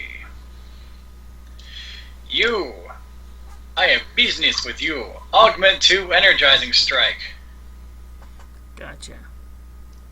Yay! That has hit it. Oh, her lousy damage, but still 15's better than a sharp stick in the eye. Hey, you got a 3 and a 2 and a pair of 1s. Alrighty, so that surge is for me. So I get 14 HP. You cut off about half of its petals. But it's still kind of hanging around. Alrighty, and I will use my Ardent Surge on Cedra. I'm fist pumping as you slash that thing up, and once you Ardent Surge me, I'm like, yeah, back in force. Back and forth. Heal for your surge +2. I got Sounds plus 1 good to me, attack rolls. though. Keep on forgetting to mention the +1 to attack rolls. That's true too. Alrighty. Let's see. And I don't really want to move around. But I hate this thing. It's been giving me problems. So I'm going to action point. Okay. Demoralizing strike. Well, first, before I do that. So, Alright, demoralizing strike. Good go. Uh-oh. That will miss. That will miss by a lot. Let's see here how much. Yeah, you're not gonna recover that easy, even with a. Yeah, you're not gonna be able to hit that thing, even with like Zeuel's thing. If you were even she were close enough. Sorry. Oh, well. Alrighty, something has appeared. Ruh-roh. And has and its turn has now. It'll move forward a square, and it will send out a long vine out at Cedra versus his AC. Well, I guess he got me mid fist pump from earlier. Got me right in the arm. So, it's a crit max damage, so 2d10 plus 4 is like 24, and he's gonna pull you next to him and grab you. Alrighty. So basically, you're stuck there until you can get out of that grab.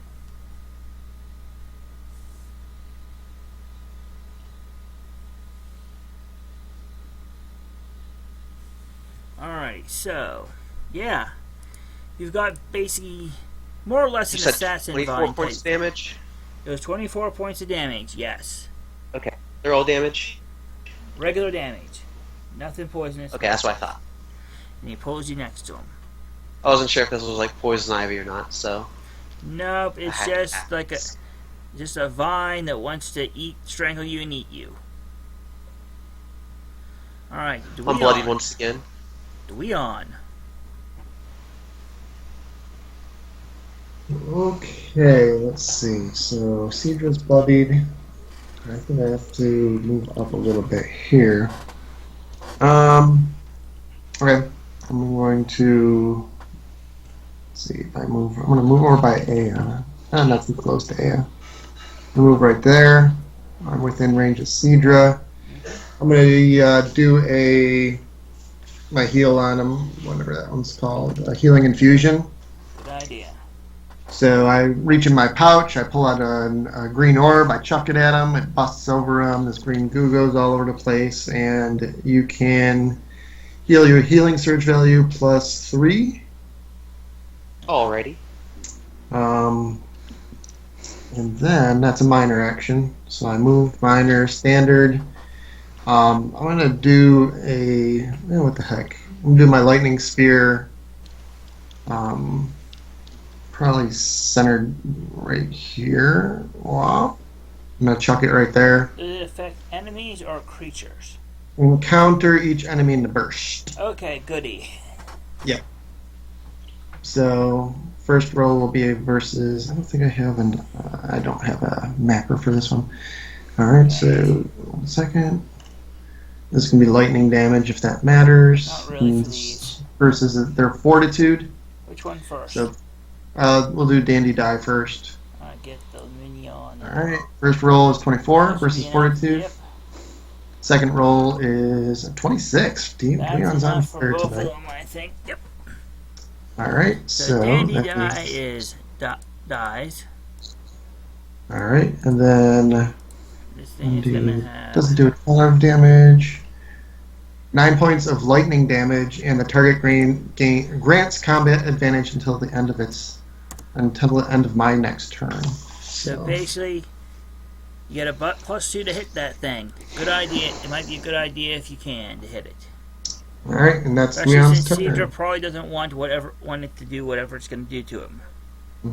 Oh, one more thing, as I was redoing my character sheets when we leveled up, Yeah. one thing that I was totally forgetting is one of my class features is that if anybody uses a daily magic item power, Yeah. they gain 6 hit points, temporary hit points. Oh, nice. It's called Arcane Rejuvenation. When an ally uses a daily magic item, they gain half level plus my intelligent modifier temp hit points. You can recharge daily items too, can't you?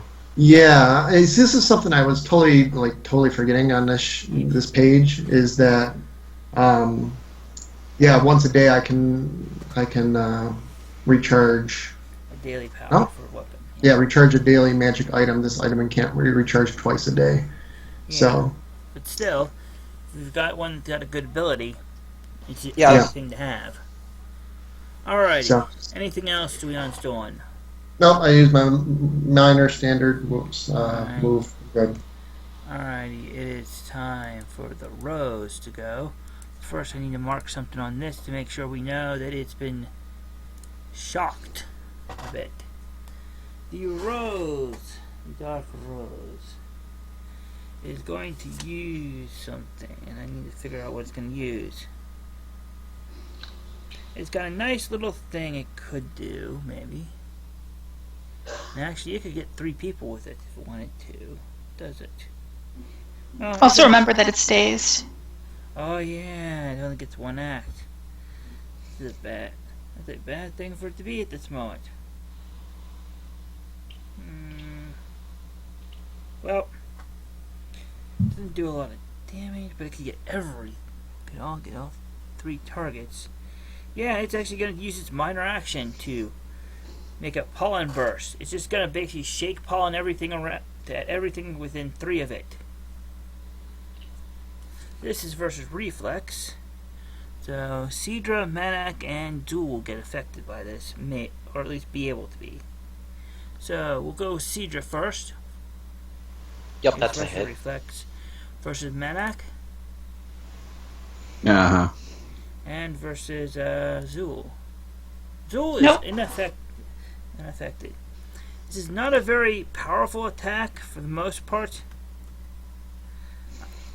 What it wants is the side power effect of it. Is that it makes you, it poisons you. So 6 poison damage from it, plus ongoing 5 poison damage. Save ends. Please somebody fail it. It's a save so I can actually tell you what it does.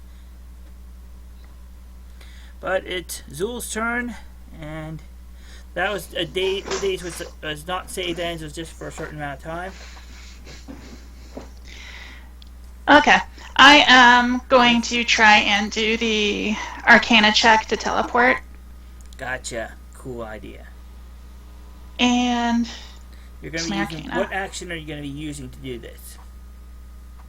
I'm going to go with a move action. Gotcha. Alright, so B. Okay, which one do you want to teleport to? Go. I'd like to go, like, right here if possible. Right there? Go ahead and place yourself right there. Okay. I'm going to use, then, my Staff of the Archmage daily feature. Oh, boy. And I am going to drop one of my new powers. Let's see. Yeah, we haven't seen your 5th level stuff. I know it. It's exciting. I'm going to do Hypnotic Pulse, centered right here. So it's going to be I believe that's it's going to affect the 5x5 area. So it's burst 2. Okay, so everything within 2 of that, but it's party friendly, so it's not going to affect Cedra.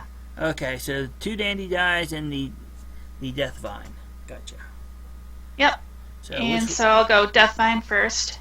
Gotcha. Dandy die, Dandy die. Which one first? With the first? Actually. Top and then the bottom, I guess. Top and bottom. Actually, doesn't really matter because you missed both of them. The one of the 17 was very close. You wanted to do something with it. I'll pop my one thing. All right, you'll use that thing that gives you a +1. So yeah, it's been affected. What does this do? Target is dazed. Okay. It's some damage. Yep. It's going to be 12 psychic damage, and then both targets are dazed save ends. The target that I missed is still dazed until end of my next turn. Okay, so... And this took, what, 12 damage, so...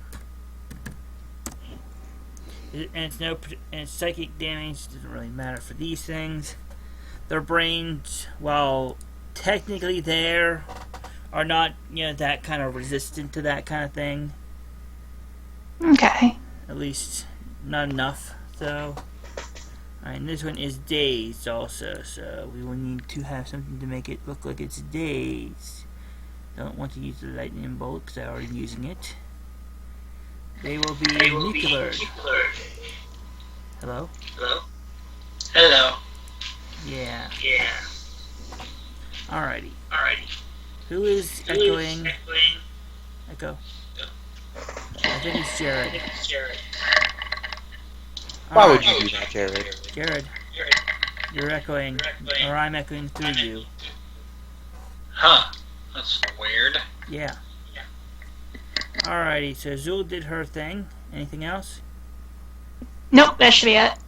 Alright, the dandy dies go. This one is dazed. It's just far enough away from 2 things it would want to hit that it can't, because it can't do that.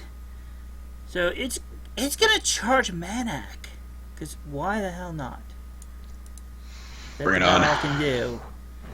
And its basic attack is Pollinator, so Fortitude. Fortitude, that hits. Alrighty, we got 7 more poison damage from them. Okay. I think that's the last. There's got to be another Pollinator. I know there's another Pollinator. Another one of these things somewhere. Maybe this is the last one. Okay, Alex. Yeah.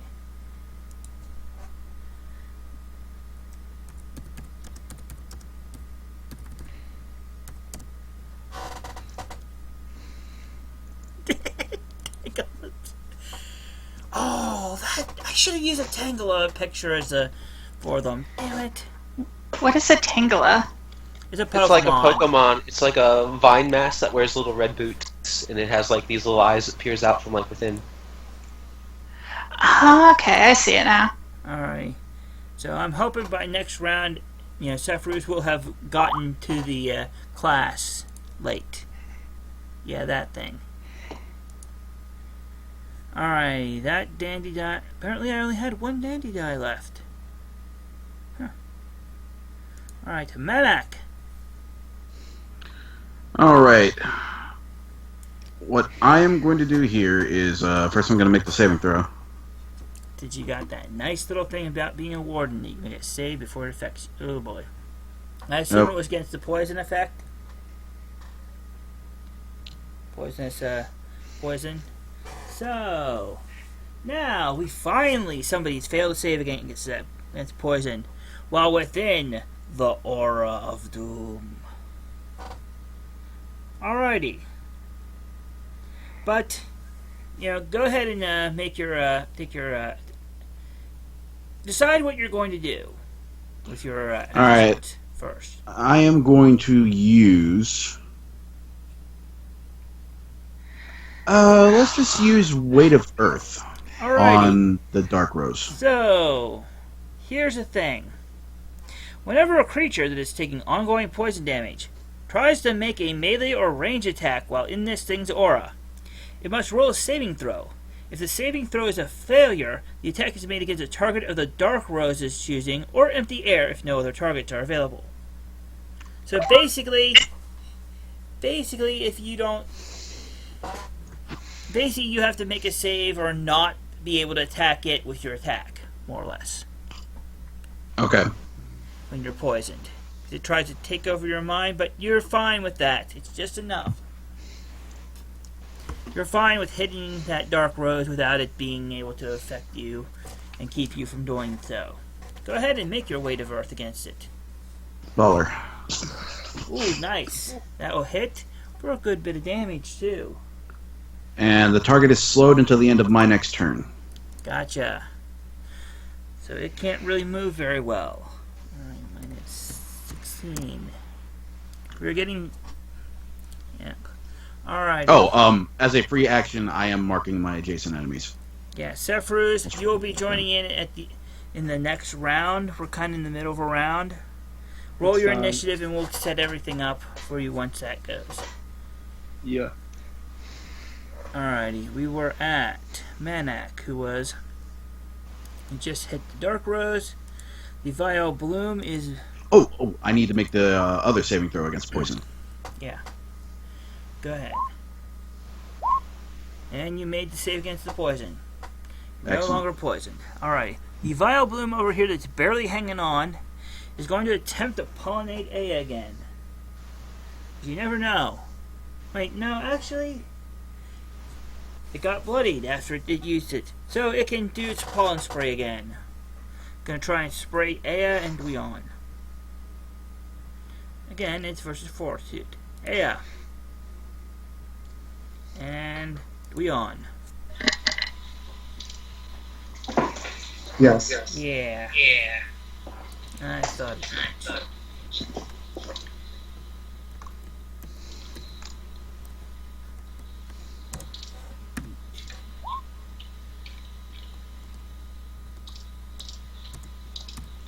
Alright. 14 poison damage and your ongoing 5 poison. Save it. I don't like that. Have this. Okay. Okay. Is the dead.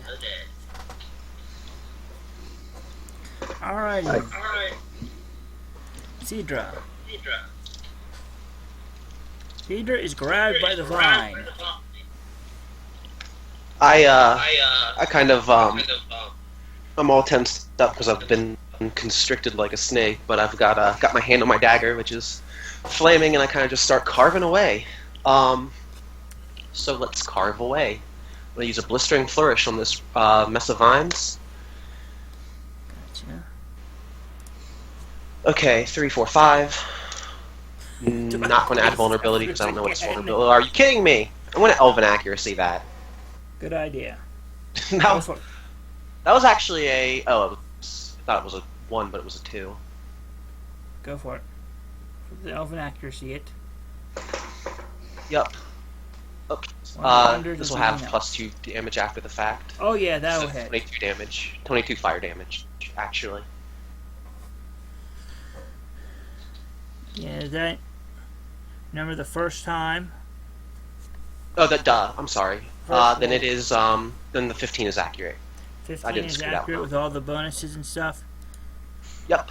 Okay. I don't know its vulnerability, so I didn't add anything like that, but... This one is not quite as not vulnerable to that, but it is Oh. now also bloodied. Alright, You well, realizing that it's a little, A, it didn't release me, and B, it doesn't seem like it's quite as tindery as I thought. It, assuming sentience, noticed a little bit of heat build up as I minor action use my aura, and then I'm going to Flurry of Blows it. Gotcha. And that will have its vulnerability, it'll have the vulnerability it has now, which I added. 13 damage then? Yep, For that? and I'm still grabbed. Yeah, you're so Let me grabbed. see if I Move action Let me can see if get. It's a move action to try and escape from that. Yeah, let me Acrobatics see or if I can- athletics. Alrighty. And I believe that is enough. You can shift away one, or shift one, whatever direction you want. Because it's just... Yeah, I was going to say that's a good spot. Goes into the portal, but I'm not sure. Yeah, actually, right there is a good spot. It was a coin flip, so whoever's pinging, good job. That would be me. I want Awesome. that company advantage. You broke my tie in my mind. Thank you. That's my turn. Alright, so... Oh, yeah. let me make that save. Yeah. See if I get pollinated or. No. Oh, okay. There we Nat go. 20. That's what you I need do need to earlier. take that 3 poison now. Alright, Aya. You're currently not next to something that needs attack yet. Yeah. So I need to make something dead. Yes. 1, 2, 3, 4, 5. Hello, Deathvine. How would you like an augment to energizing strike? Cause here it comes. Oh, hey. 33 versus AC. That will hit. For nearly max damage. Damn. Oh, I don't know what the aura means, but if it's like a green square, once you're inside, you can use an Arcana or a Nature check to teleport to another green square, any spot. The Alright, purple means death. That surge plus 1 will go to Cedra. Handy. Cedra's Alright. feeling a bit better. He's feeling mighty. And I will use my Ardent Surge on myself. Because I'm getting a little low. It's getting a little scary. Alright. And I will heal for my Surge plus 3. Alright. That one is dead now. Sorry. It's been a long day. Beyond, go ahead. Alright, Well, take, Cefruz what was that? joining. I take 5 points of poison damage from the vine, or the whole thing. Yeah. Alright, I gotta save. Yeah, I'm only 5 poison. Yep. And Alright, didn't save. I do that, and let's see, Manak is over there, he's battling 2 things. Make Manic explode. Yeah, I didn't cast that on him, so... Yeah, he doesn't have a... I think you actually retrained out of that, didn't you? Yeah, I did. I got a different thundering armor, or I got another different armor one that I haven't had a chance to use yet. Okay. So Manik, I'm not exactly sure what your powers. Do you have charge powers or anything like that, or you don't care? I don't really. All right. What about reach? Do you have reach at all? No. No. All right. That's fine. What I'm gonna do is I'm gonna cast Thundering Armor on him. So this will give you a +1 to your armor. So why not? I dig it. So, and then I'm going to target. I'm going to just try to get rid of this minion thing next to you so you can concentrate on Dark Rose. Alright, the dance die. So this is going to be versus the Dandy. Dandy Plant. dies. Oh, and of course I roll a crit on that. It Fortitude. explodes. The die roll would hit it. Exactly. So anyway, so I do crit damage on that, if that matters. Yeah, basically the sonic waves go through it, and it basically just collapses in a heap of dust, more or less. All right, It so that's basically my got stand. discombobulated to the point where it was no longer a single object. All right, I'm gonna move up this way just to get a little bit more into the center of everything, and I think that'll be my turn. I'll make my saving throw. Alrighty. I We're don't. gonna get this reorganized to have everybody All right, that's my in turn. correct order. Alrighty, so Zeuel, Yep. something happened. Uh-oh.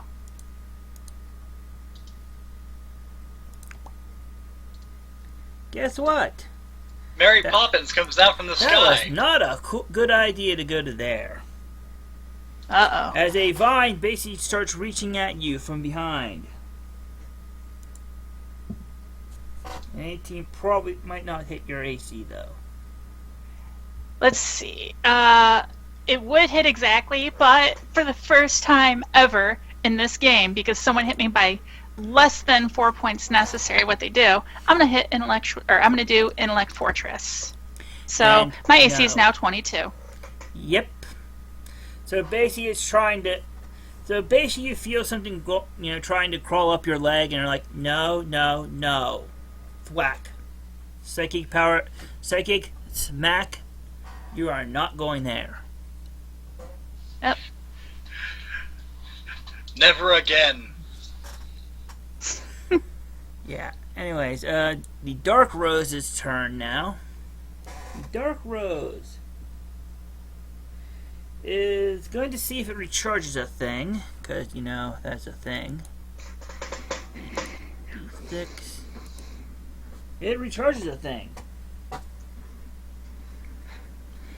And it has 3 things it could hit with this. Is it, what was it, the days over again? Yep. Okay, cool.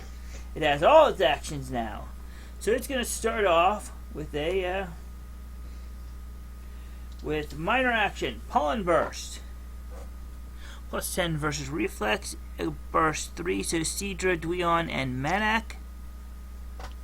So, first of all, we'll go Cedra versus Reflex That's a miss. versus Dweon. Probably a miss as well. Versus Manak. Reflex. That's a hit. That's a hit. Okay, goody. It at least hit something. And where is that D6 plus 5? Does 10 poison damage. Ongoing 5 poison damage. Save end. And then it's going to do something called... It's going to do a move action, I think, called Grassy Transportation. It teleports to any empty square, any space covered in fey grass. Never mind. It can't do that. It's a good place for that. So, nope. It's gonna do something different. Oh, it's just not gonna move. It's gonna try and pollinate Manak twice, because it's pissed. So, versus AC. Ow. The first hit and the second one, much less. That is a miss. But the first one hit, he has like a... And she has a bunch of damage you can do with this, usually. So, ow!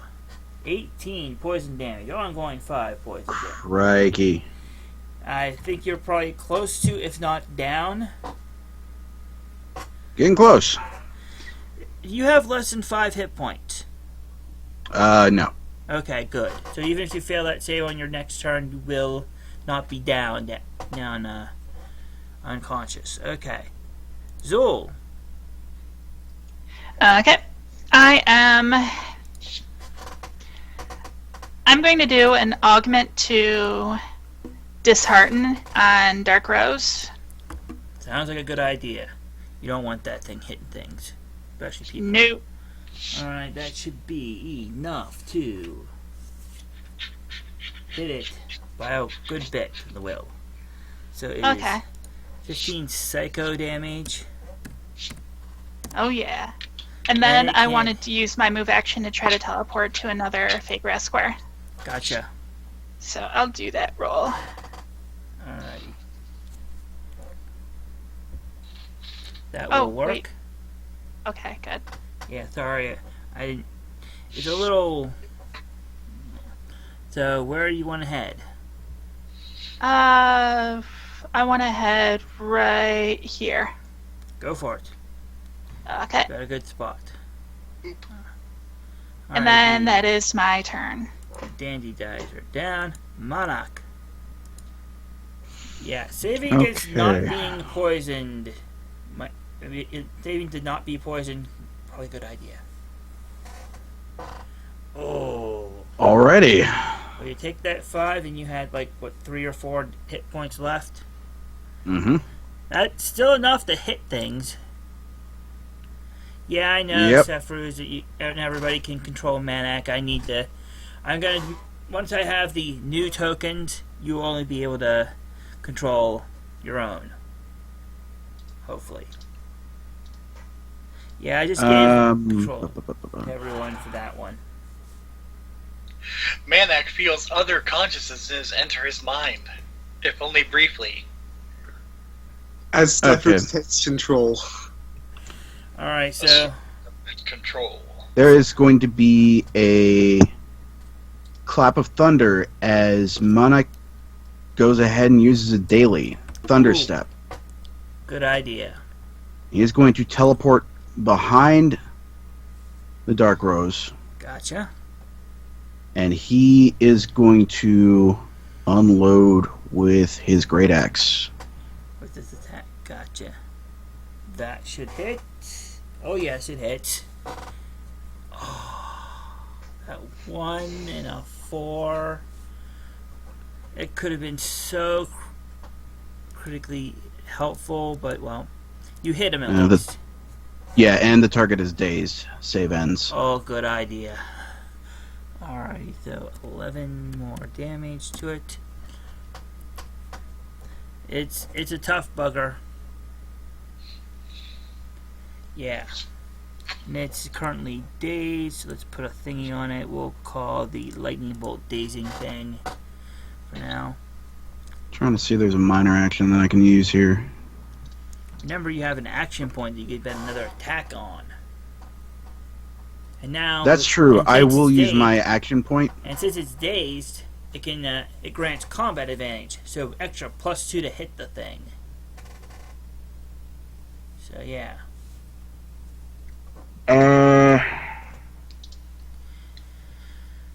Yeah. Do I want to hit it or do I want to try and heal myself a little bit? Well, it's been a while since I haven't actually played a warden. It's been a while since I've seen one in action. I know several of their form dailies are basically like, minor actions, and a lot of them do something special when they second wind. That's true. I can. Okay, before I blow that action point, I'm using my minor action to take on the form of the Relentless Panther.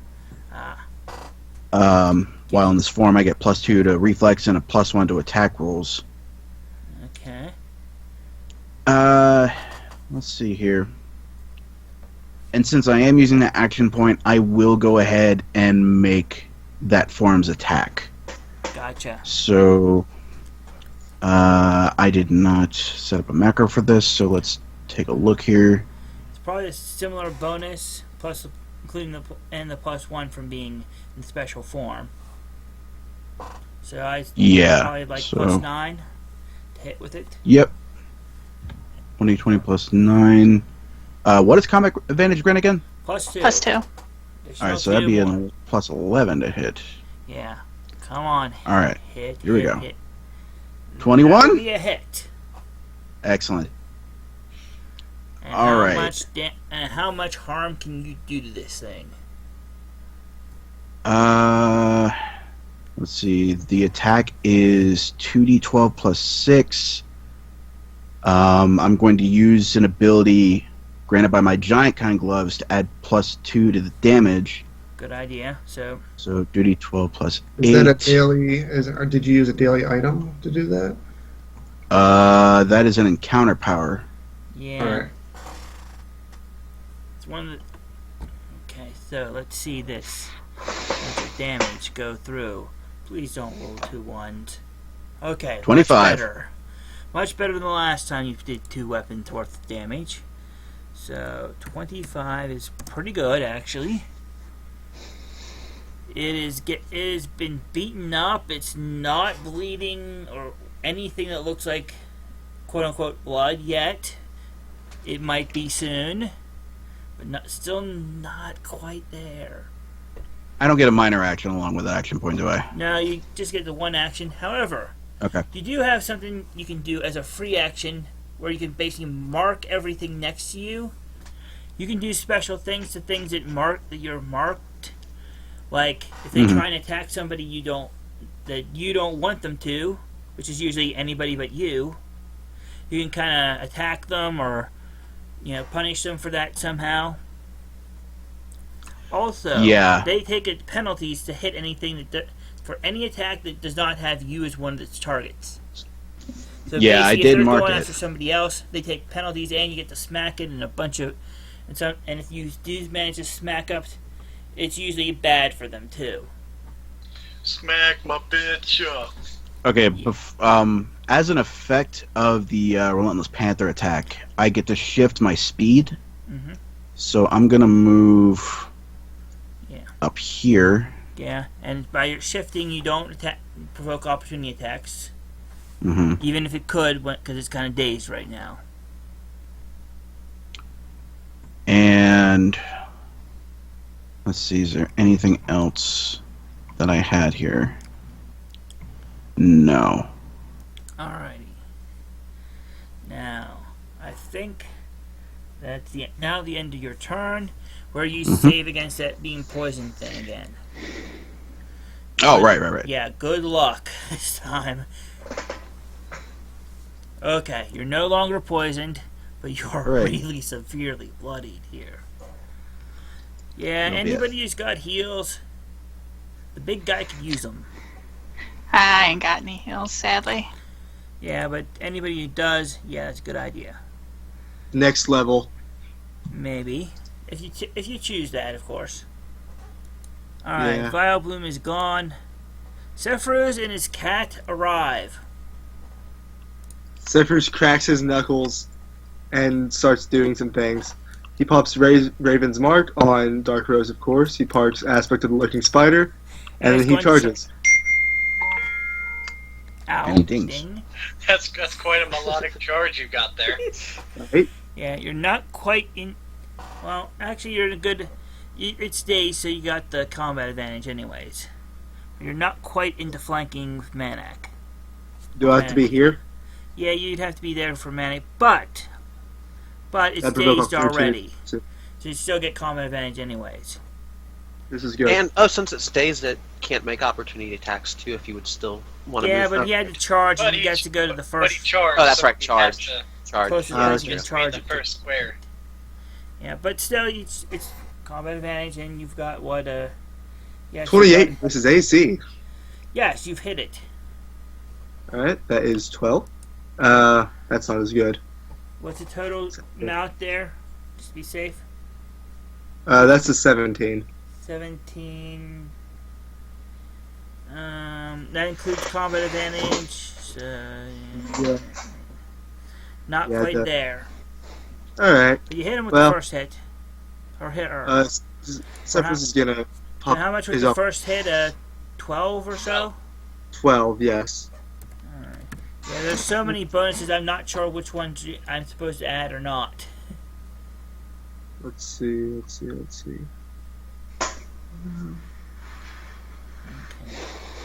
And Yeah, I'll think I'll keep it at that for now. Not gonna drop a power strike on the hit you did hit with? You know what? Sure. Yeah, another D8. Well. 2 more damage. It's still more damage. Hey, it's better than a sharp stick in the eye. Alrighty, Cedra. Oh. Hold on. What? 1, 2, 3, 4. Okay, just send the cat over to the tiefling girls to get petted. Gotcha. Alright, Cedra. Alright, I'm going to start moving on into. Oh, actually, you know what? We were just talking about item dailies. I'm going to use, as a minor action, my Blessing of Blazing Things daily. Gotcha. So, burn it more. Till the next time. Yeah, I think it's for, yeah, it's in attack. D12, okay. yeah. D12. Alright, bring it. Alright, moving on in. Using Burning Brand. Feed me, Cedra! You want me to feed me myself, or do you just want food? What do you... I want you to feed me, you. Tell you what, how about you just eat this? Bring it. Alright, that's 3 from Burning Brand. It's vulnerable 5. I'm probably forgetting something else. 18 I am, versus so I had plus 2. reflex. You've got a +2 to that, then it hits. Yeah, from not to the attack roll, to the damage roll. I Oh, was the talking attack. out loud. Did Yeah, you about add that. in the combat advantage for the attack roll? I did. I rolled a 4 though, so I don't know if I can save that. You missed I by doubt I 1. Did I miss by 1? That's a bummer. Yeah. Well, no worries. I am going to... You've already elven accuracy, so... Yes, I am going to... Nah, I don't think you want to give him that. Yeah, I wouldn't necessarily part with that if I were you. Well, I'm going to... I was about to say Flurry of Blows, but I can't because I didn't hit with anything. So I think that'll be my turn. Alright, hey, there's Let me a get kitty rid of next this to you. unsightly aura. Sorry, Shadow, I don't have time today. You go 1, 2, 3 ish. And I'm going to use my second wind. Okay. I'm going to spend my second wind. And, because of Wind of Sympathy, when Aya spends her second wind, one ally within her Ardent Mantle can also spend their second wind as a free action, and get +1 HP for doing so. Hey, Manak! And don't you do something special when you also use your second wind? Yeah. You got a real Manak probably team does here. too. Hello, Nick? Yeah, I've got a little bit of something here. So I spend 1 surge +1. Yes? 'Cause he, No, you spend 1 surge and you're healed for your surge value +1. Yeah, that's what I meant. Sorry. All right. And whenever I get to use a healing surge, let me make sure I'm reading this right. yeah, you could use... My Amulet of Life grants me the ability to spend an additional healing surge. Yeah, once per battle, you can use that to get you a second one, yeah. To use a second Ooh, one. that's nice. Yeah. Yeah. Don't Also- Wardens get second wind features as well, or did I miss it whenever yeah, you they brought do that up? something Yes. special. I can't remember. He's a Earth Warden, correct? Oh, then it's Oh, Conduit Wild. Defenses, I think. Oh, well, I don't know that one.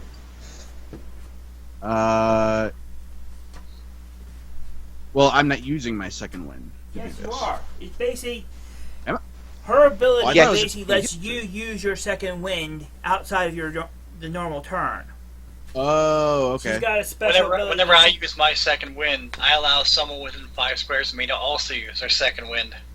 Okay, Yeah. gotcha. It's a cool All right, thing. That, so she can heal herself and somebody else once per battle, pretty much. all right, so with Wild Blood Cunning, when I use my second wind, I can shift the number of squares to my Wisdom modifier. I'm gonna move back around because I forgot I was moving so close to that death. Like what? You're a little quiet. Actually, now that I'm higher, now that I've actually got some health on me, I'm gonna stay where I am.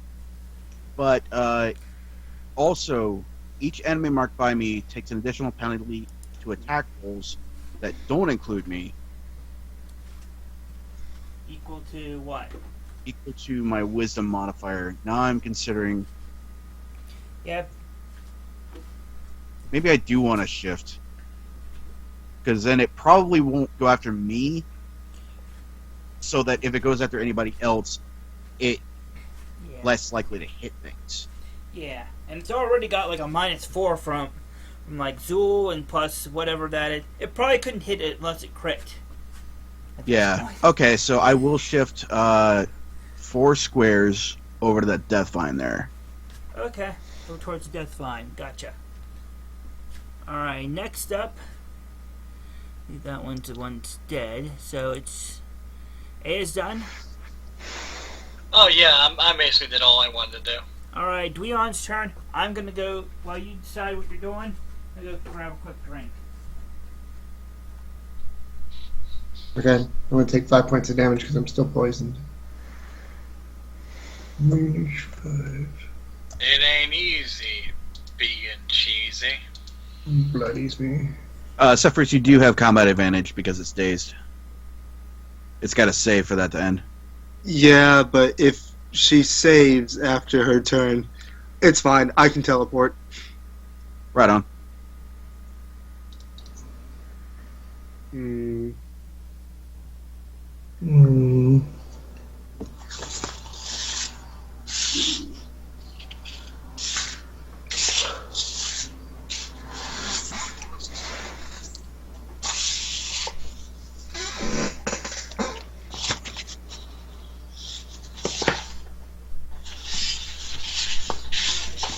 I'm returned. Alright. So what are we doing with Dweon? Well, the only thing I did was I took my 5 points of poison damage. It bloodied me. Yeah. And so I got a death vine up here, and then just the dark rose down there. Yeah. And Manak, you're still bloodied then? I Looks think like. he's either close, depending on how much surge. He did take 2 surges worth of healing, so that should put him close to, if not. Bloody is when your half hit points are lower. Yeah. Okay, so I am just a little over bloodied. Okay, So you're not. That means you're not bloodied. Correct. I just want to make sure. We Okay, usually so put we're it- that's pretty good. We usually put the red dot on a character or a creature when it's bloody. Yeah, that's what I had. Okay. Alrighty. So I'm just going to, I think, ethereal chill on Cedra. I think he seems to be right in the middle of everything. Gotcha. Go All for it. right, so ethereal chill, bada bing. Yes, 25 hits dark rose. I wish I had fire damage, but I don't. And then, so this is true. 6 points of damage, and anything that hits Cedra takes 3 points of cold damage until the end of my That next will turn. bloody it. As a result of becoming bloody. Oops, sorry guys. Okay, who all is within 3 of this? That would be Cedra, Aya, Dweon, and Cefruz. It recharges its pollen burst of power and uses it immediately. So this will be versus your reflexes. Starting with Aya. Don't forget the -4. Yeah, so that's Correct. that would be -4, so it's still like a 20, 23. 23, yeah. 23 versus... And it is days too, right? Yeah. And it's not including Manak in it. And it's marked by him and I'm just seeing if it crits at this point. He's got like a +2, I think, still left. So basically, unless it's crits, it's pretty much gonna miss you guys. So Cedra, Nip, Dweon. I have a 18 reflex. So misses by 1. Awesome. Yeah. It's got like a -8 or 9, I think. -8, I think it was. As an immediate reaction, I'm going to use Warden's Grasp on it, Gotcha. and I'm going to slide the target 1 square, and it is slowed and cannot shift until the end of its turn. So where do you want? Basically, which way do you want to slide it? That includes diagonals. Includes diagonals. So, I don't think I want to put it in the Fey Grass. so Does straight it up, get maybe? something from being in there, or? Well, it might try and use it to teleport somewhere else. Yeah. It might be Let's smart just enough- move it up 1 square. It may or may not be smart enough to figure out how to use that stuff. It's hard to tell because it can't really vocalize much more than "Feed me, Cedra," or something along those lines. It can also answer simple inquiries as to whether it meant feed the specific person or feed the specific person feeding it. Or the specific person being fed to it. Yeah. Alright. That's what I So meant. Deathvine 2 is next. Deathvine 2 is just gonna...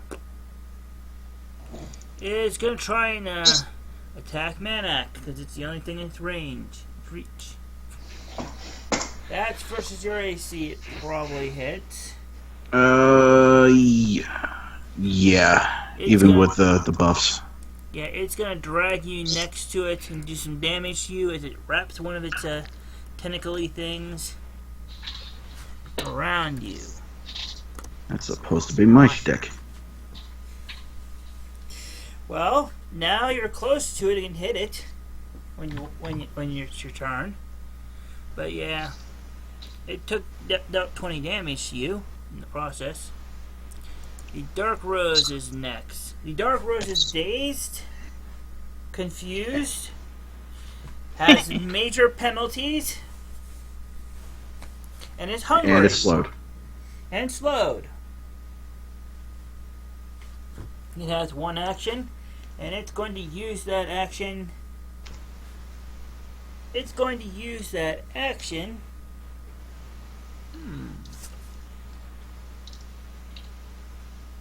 To perform a certain move action. It is going to teleport to any empty space covered in fey grass. Finally, there is a good one. So yeah, it teleports there. Fortunately, it can only do that once, and that's its main action. It does, however, have an action point. So it's going to try to pollinate Manak by using its action point, and that is going to be its turn. So, Manak, are you pollinated? It's -4 though, since it still has the thing from Zeuel, but not the penalty for not being. This is including you as an attack. So 24 hit you in the AC.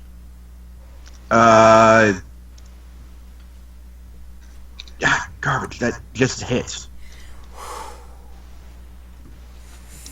Oh boy. This is going to be a painful thing. Let's find the damage.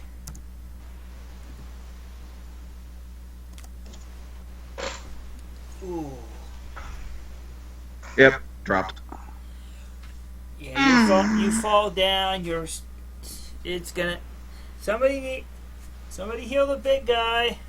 Do I drop to 0 or do I drop to like negatives? You drop it in You negative. drop to If you negatives. reach a negative Okay. number that's equal to or greater than your bloodied value, you are dead. Also, Oops. if you fail 3 death saving throws, you're also dead. However, if you heal from as though you're 0. So if somebody heals you, yeah, and hope they do. Cool. But yeah, that's its turn. It's Zeuel's turn. Okay. I'm gonna try to move where I'm not being blocked by trees. Okay. Yeah. And I'm going to do a augment 0 dishearten on Dark Rose. Okay, so at least keep some penalties on it. Yeah. It's not the Oh. Yeah. And that is One my of those turn. days. Oh yeah, Cefruz, you forgot about your little your lucky charm that time that you missed. Oh well. Remember it for next time. Any dice are down. Manak is down. Make a death save, which is just a regular save, and hope you get really high. Okay. Okay. Good enough to not be a fail, but not quite getting up either. So. Also, save against the poison damage that was dealt, poison effect that was dealt to you. Do I still get 2 saves? You could if, well, yeah, I'll give it to you. So take one Okay. before you take it, and then if you don't, the second one. You do take the 5 damage from the first one. Oh Dadgummit. boy. Well, alright, the Vile Bloom is dead. Shadow and Cefruz, what are you doing? Alright, well, since our tank is down, I'll use Raven's portal Yeah, and pop right here. gotcha. You Or, can't okay, find what someone who's actually, unconscious. I'll pop here to at least be, so I have ideally combat advantage. Alrighty. Let's see. Alrighty. I'll activate Oak Skin, Good idea. Okay. and Minor, now. Standard action, what you gonna do? Stab him? yep, 21 will 23. hit. Alright, that's 13. 32 versus, or 33 versus AC. Yes, those will hit. How much total? That, hold on, that is 13. 34. 25. Let's see, where is it? What is this? Darn. Okay, 25. 25. And, let's just add this on there. Oh. The lightning thing. You get it Yep. and the little,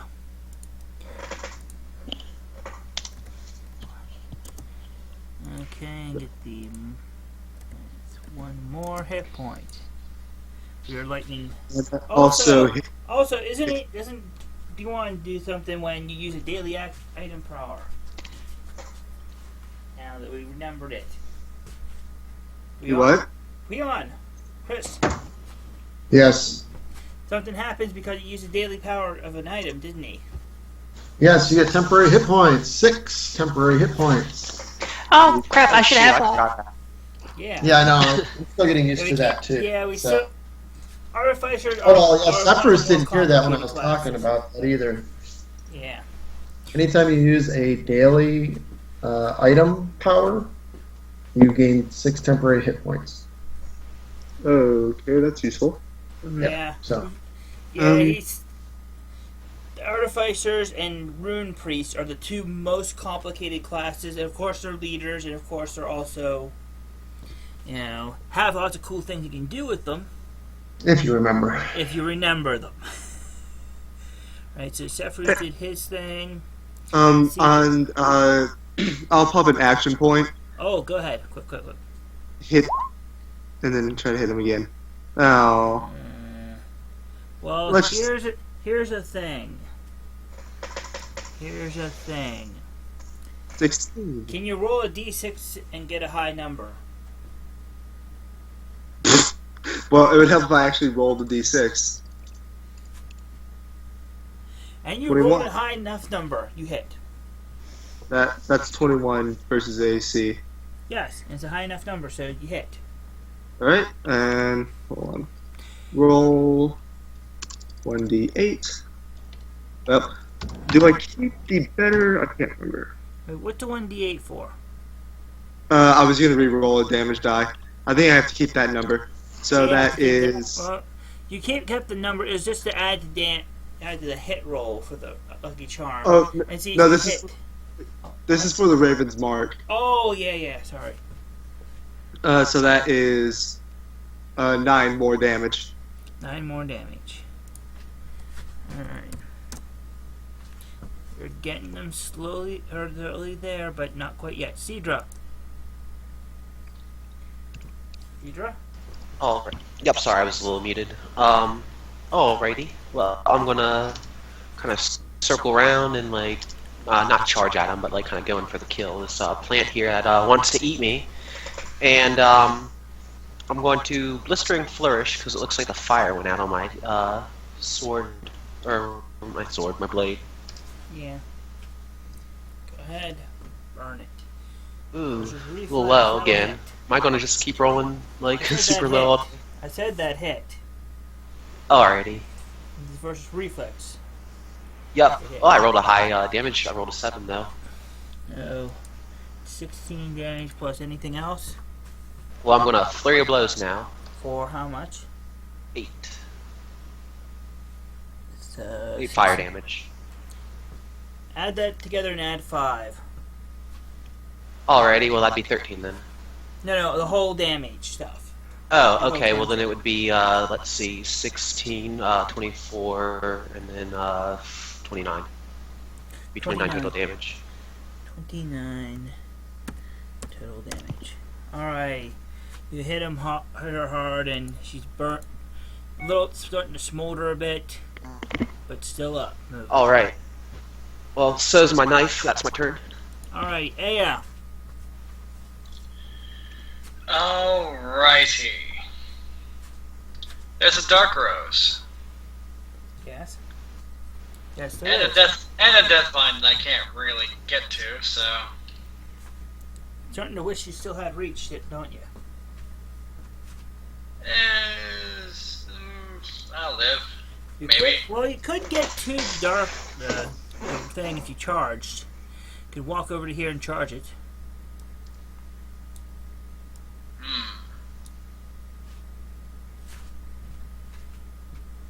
I have an idea.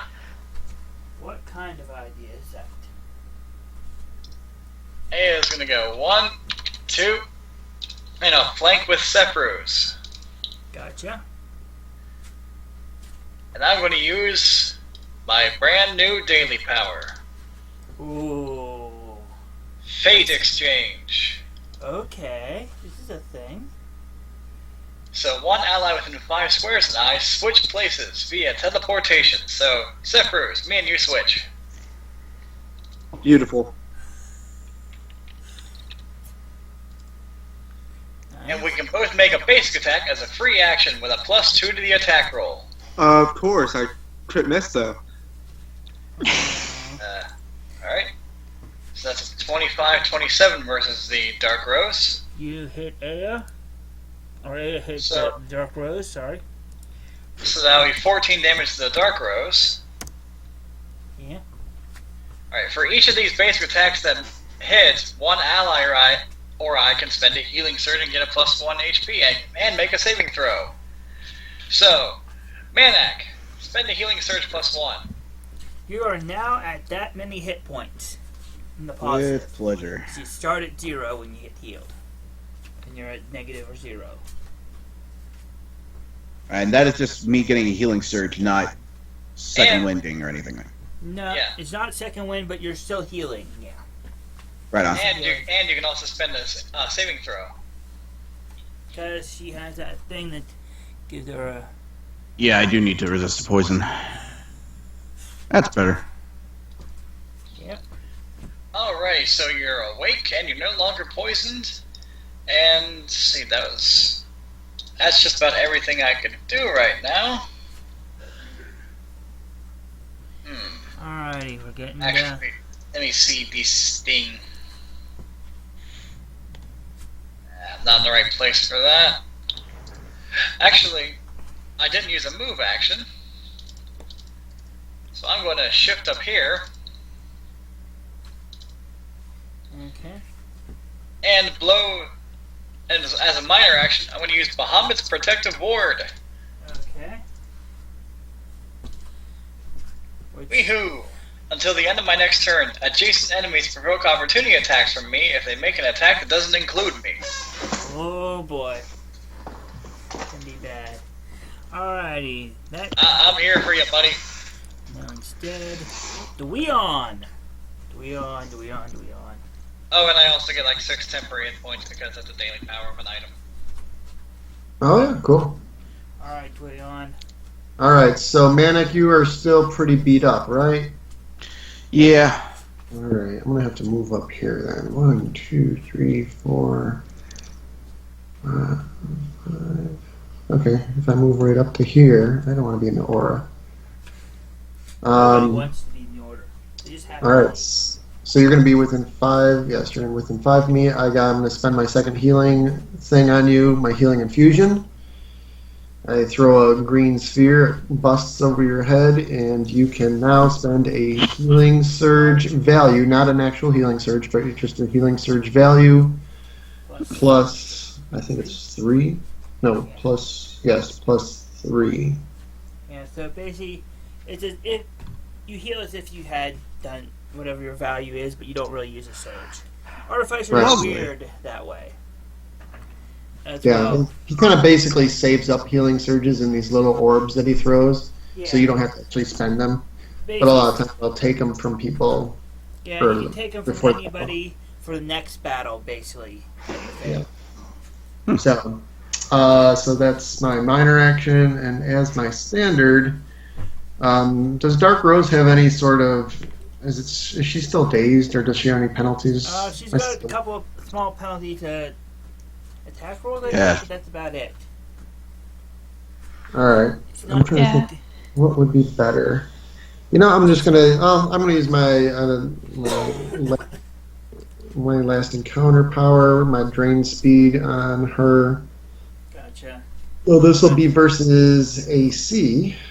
Let's see. So I pull out a black sphere and I throw it at her. And I'm like, take this. Yeah, Alrighty. I don't think that'll hit. 14 versus AC. Very not hitting. Yeah, it's very not hitting. I don't think I have anything to really re-roll anything. At least not yet. So Not- what of well, second you got- chances. You got that. The roll save, but that's about it.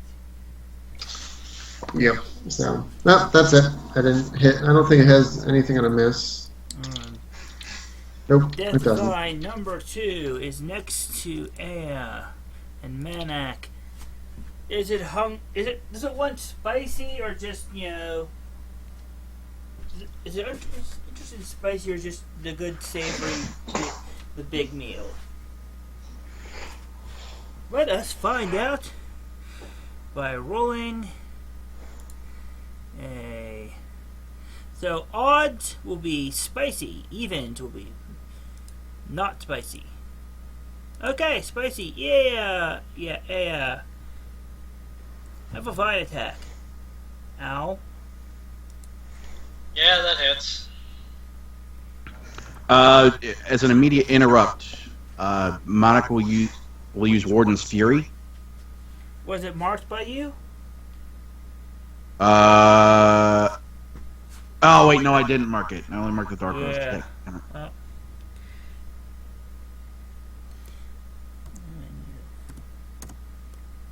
Alright, 14 damage. You're already next to it, but you're grabbed 2 now. Ow. The Dark Rose. The Dark Rose, however, does not like being stabbified or fiery-fied. It's going to use a double strike to hit Cefruz and what's it called? Cedra. Each once. Hey, they're making an attack that doesn't include you. You're next to you. Yep, that is where I'm going to use Warden's Fury.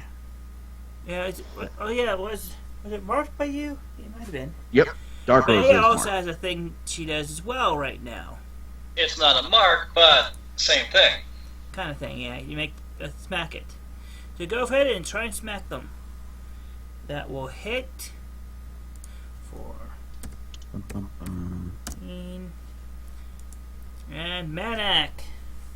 Ah, come on. Rolling so low. It's a bad day for rolling for you. Your lifestyle's high, but your rolls are low. So anyway, we'll start with Cefruz's attack versus AC. Probably miss. Nah, Versus nah, bro. Cedra's Nah. attack. Does not hit. Does not hit. Okay. Zeuel. Finish her. Oh, I don't do a lot of damage, so I doubt I'm finishing anyone. Make sure it has a bad day. But I wait, can do that though. I'm gonna do with a Okay. dishearten 0. Ha! Oh, Just kidding. Ew. oh, one. that hurts to look at. Alright, Candy dies down. Oh, all those red Manak, borders.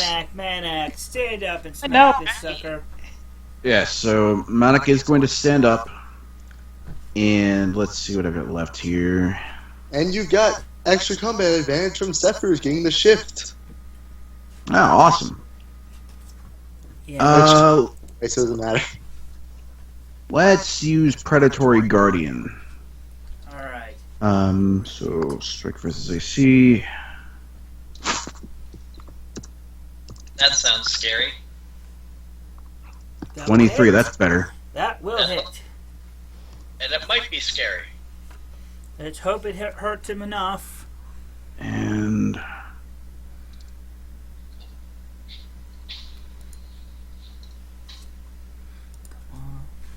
Let's see it. 17. Alrighty, that will take it to. Let's see. Monkey Town? To negative 12.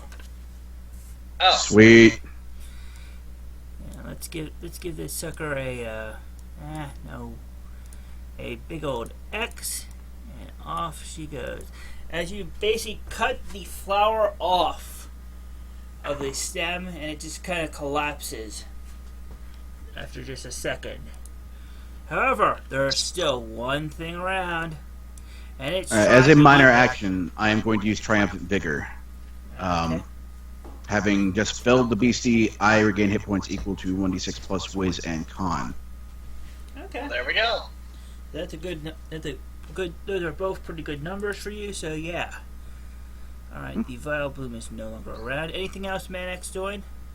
I think he is still poisoned technically. Am I? Say, No, yeah, he you saved failed like against 2 it. saves against it. I saved on that saving throw that was granted me by Aya. Oh, Yeah. oh, never mind. I forgot. Because about of Fate Exchange, he got to spend a search and that. save. Okay. Gotcha. I forgot about that. So 11 health regained, and that's all Manak has. All right. Vile Bloom's down. Shadow and Cefruz. You know what it is. Being assaulted in a very unpleasant way by a plant thing. It may or may I'm gonna not be. risk. It may or may not. Cefruz will risk an opportunity attack. Actually, the thing. There's a thing here. While the Death Vine has a creature grabbed, it cannot make opportunity attacks. Even better. So yeah, it only really has the one vine. Great. You're welcome. Oh, that's a 33 versus AC. 33. Meaty. That's a great miss. Sigh. So how much damage did you do? 11. 11. I still have a minor action, don't I? I'll add my power check onto that. Oh, great, crit 1. Wow. Do I have any minors? Don't think. Oh, I'll activate this. Because why not? You might as well. You recall both the other classes you're taking today are basically like indoor stuff. Oh, is this a class? Yes, this is Yeah. a class. Oh yeah, it's a class. You were late to class. I'm not sorry. Yes, yes, also, we will discuss at a later point why that happened. But yeah, that was the thing. Alright, you're done with your turn? Yep. Alright, Cedra. Alright, I'm going to go help out the rest of the party by surrounding this poor plant and beating it up. I like it. Just one of them, and you know, I may as well use Light the Fire. I haven't used that yet. Well, I could go there. I'll provoke an Light the attack, but I fire can't up. move through that pond. He can't Like provoke an that attack fire. anymore. Oh, duh, that's right. Even better. What you just said. I'm jogging my memory now. Yeah, because it can't really do opportunity attacks because it's already got somebody grabbed. Alrighty. Alright. Well, I That hits. kind of jump into the fray and slash him with a flaming attack for 22 damage. It's fire damage. I know it just says regular damage, but it's a follow-up from Blistering Flourish.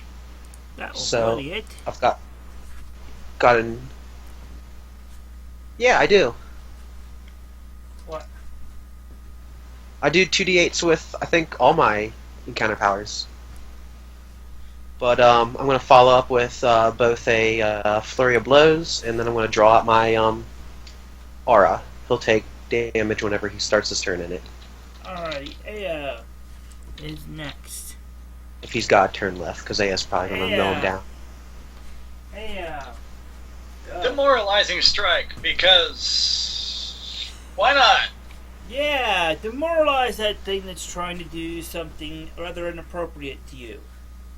Yes, I have a especially vested interest in demoralizing this thing from continuing its actions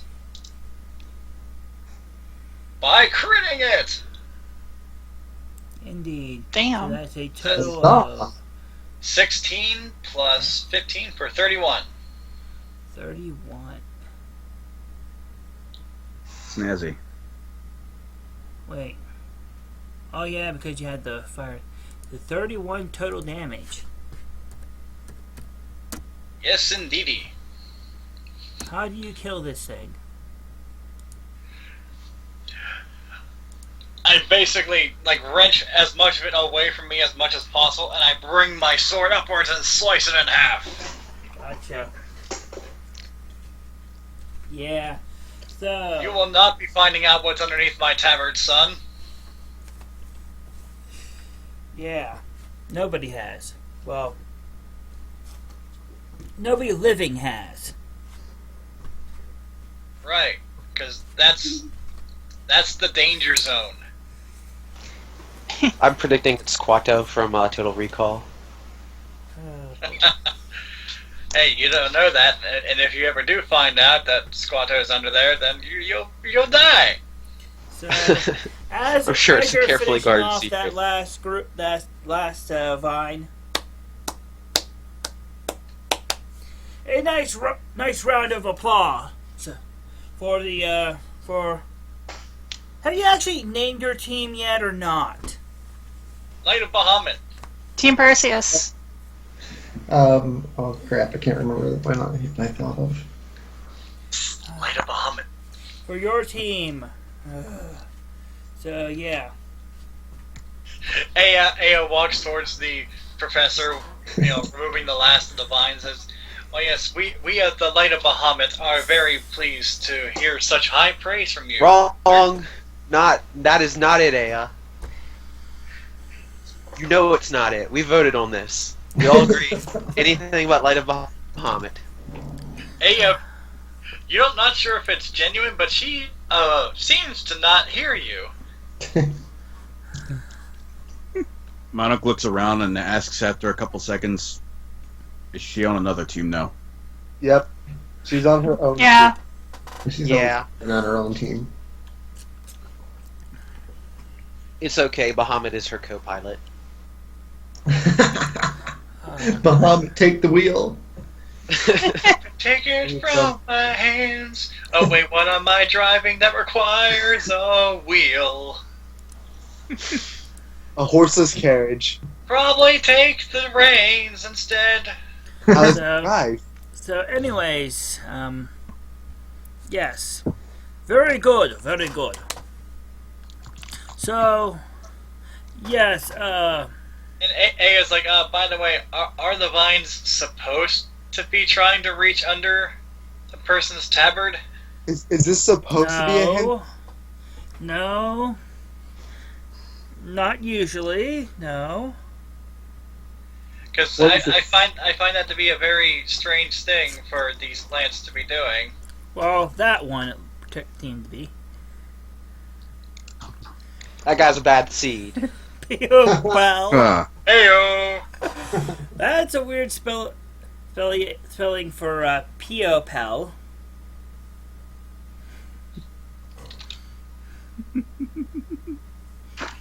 Anyway, so so you've basically been successful in your lesson, and they kind of wrap up the lesson with this stuff, that stuff.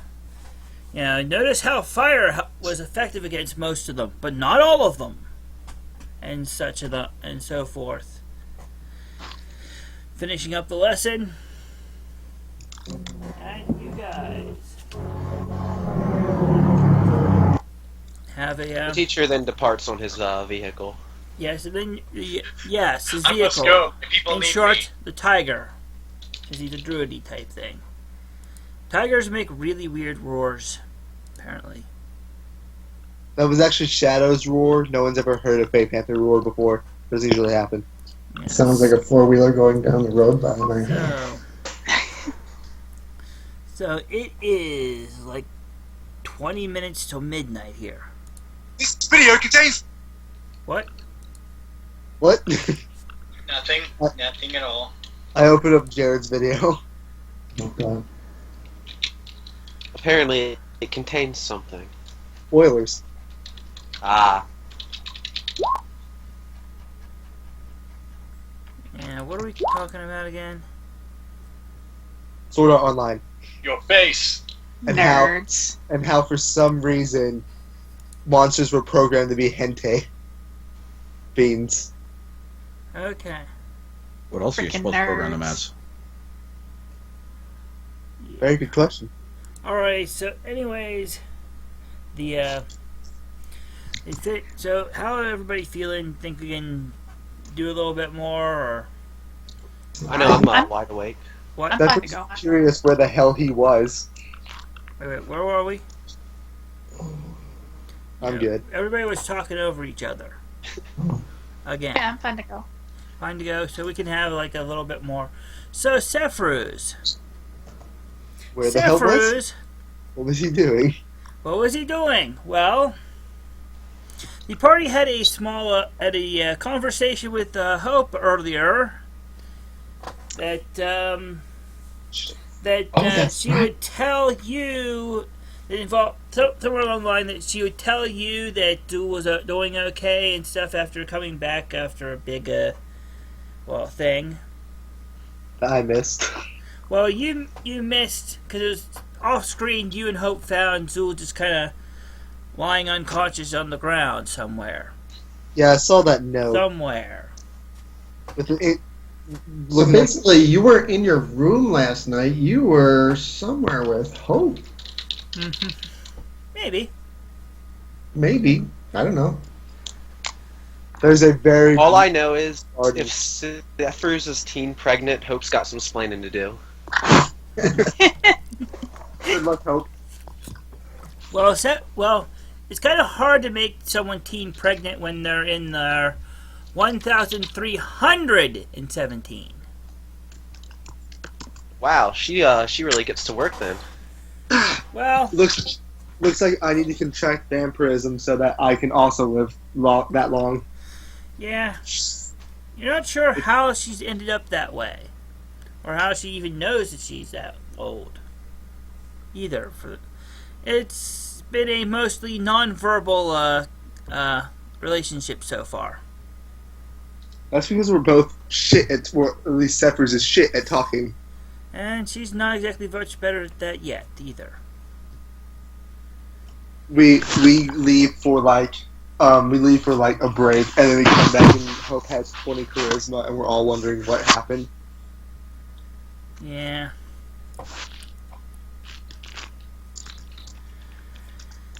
Yeah, so anyways, yeah. Cefruz has some explaining to do. Yeah, where Does were... Yeah. Okay, so where was I? Let's see. Do you remember where it was you were? Trying to. I don't know enough about the campus, so I assume we'd definitely be somewhere outside. Just Yeah, somewhere outside in the, secluded, nice, hard to see place, maybe. in the back, in the middle of that hedge maze that no one talks about. You have a hedge maze? Oh yeah, we had a hedge maze. Before it was just a couple of hedges here and there. Now it's more like a hedge jungle. Very useful for getting lost in if you don't know your way around the jungle. Yeah. Or just getting lost in with someone you want to get lost with. Hint, hint. Yes. Nudge, nudge. Oh, yeah, you're lost. Uh-huh. Yes. So yeah, after the class, you're kind of headed back, trying to find. You seem to be trying to find out where Cefruz was. So did I miss like all my classes? Because if it was Well, just it's like the fir- it was the- history it was the and chemistry, first I don't class. care. This was the first class of the day. Unfortunately, you have only one other class before lunch. Well, you have a break before lunch. Then you have classes afterwards. Nice. Okay. Well. And ding, the fire is done. Oh shit! My toast is burning. Runs back to the dorm room to find Puggy breathing on my toast. Yeah, Cefruz seems to be a bit reluctant to explain fully. Cefruz is even through his black fur you can see red, which is strange. Yeah, it's a thing. Let's see. Can I use? Let's see if I can hide from this. No. Maybe. Maybe.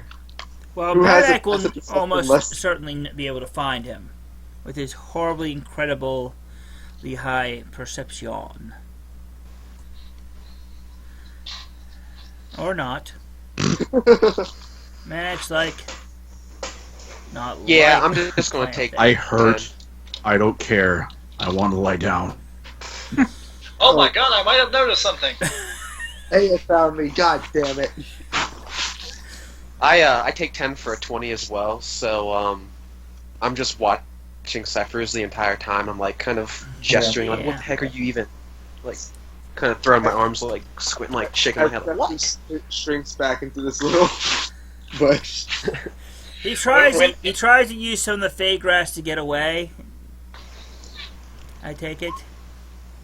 Yeah, he finds a nice. Apparently, there's a bit of a fey grass like on the other side of the arena, and it's far enough away that you can get away for a bit. But yeah. I'm just leave Shadow there looking confused. I like the idea that he's trying to escape. He just bamps into place 20 feet away. Yeah. They'll never catch me over here. Well, the I cat, think I'm one of the fastest people in the party, especially once I turn into a fox, so. so the cat is basically like looking at Manak right now. Stranger. Kind of like rubbing its head against his ankle because he's that tall. See, funnily enough, Aya is the person I was least worried about rolling a high perception because she wouldn't really be able to figure out what was going on anyway. Probably, at least not easily. But the fact that she was able to see you means that you need to try harder. I do need to try harder. Yeah, I mean, Aya I could get to the point where she could see you. Means a lot about that. Agreed. Manak will kind of kneel down, and if Shadow has nothing to say about it, he will pick her up and carry her along. Oh man, Shadow's a very heavy. Well, actually, I don't know how heavy Well, she Shadow is. is fairly big for a cat. It's a little bigger than a house cat, but not quite as big as a like a panther or a big panther or a lion or something. He is a medium fey beast. Yeah, he's a fairly big. Okay. He's like not the biggest, the size of not exactly the biggest dog, but like one of the. But not Well, if he's medium sized, that means he's like a friggin' bobcat.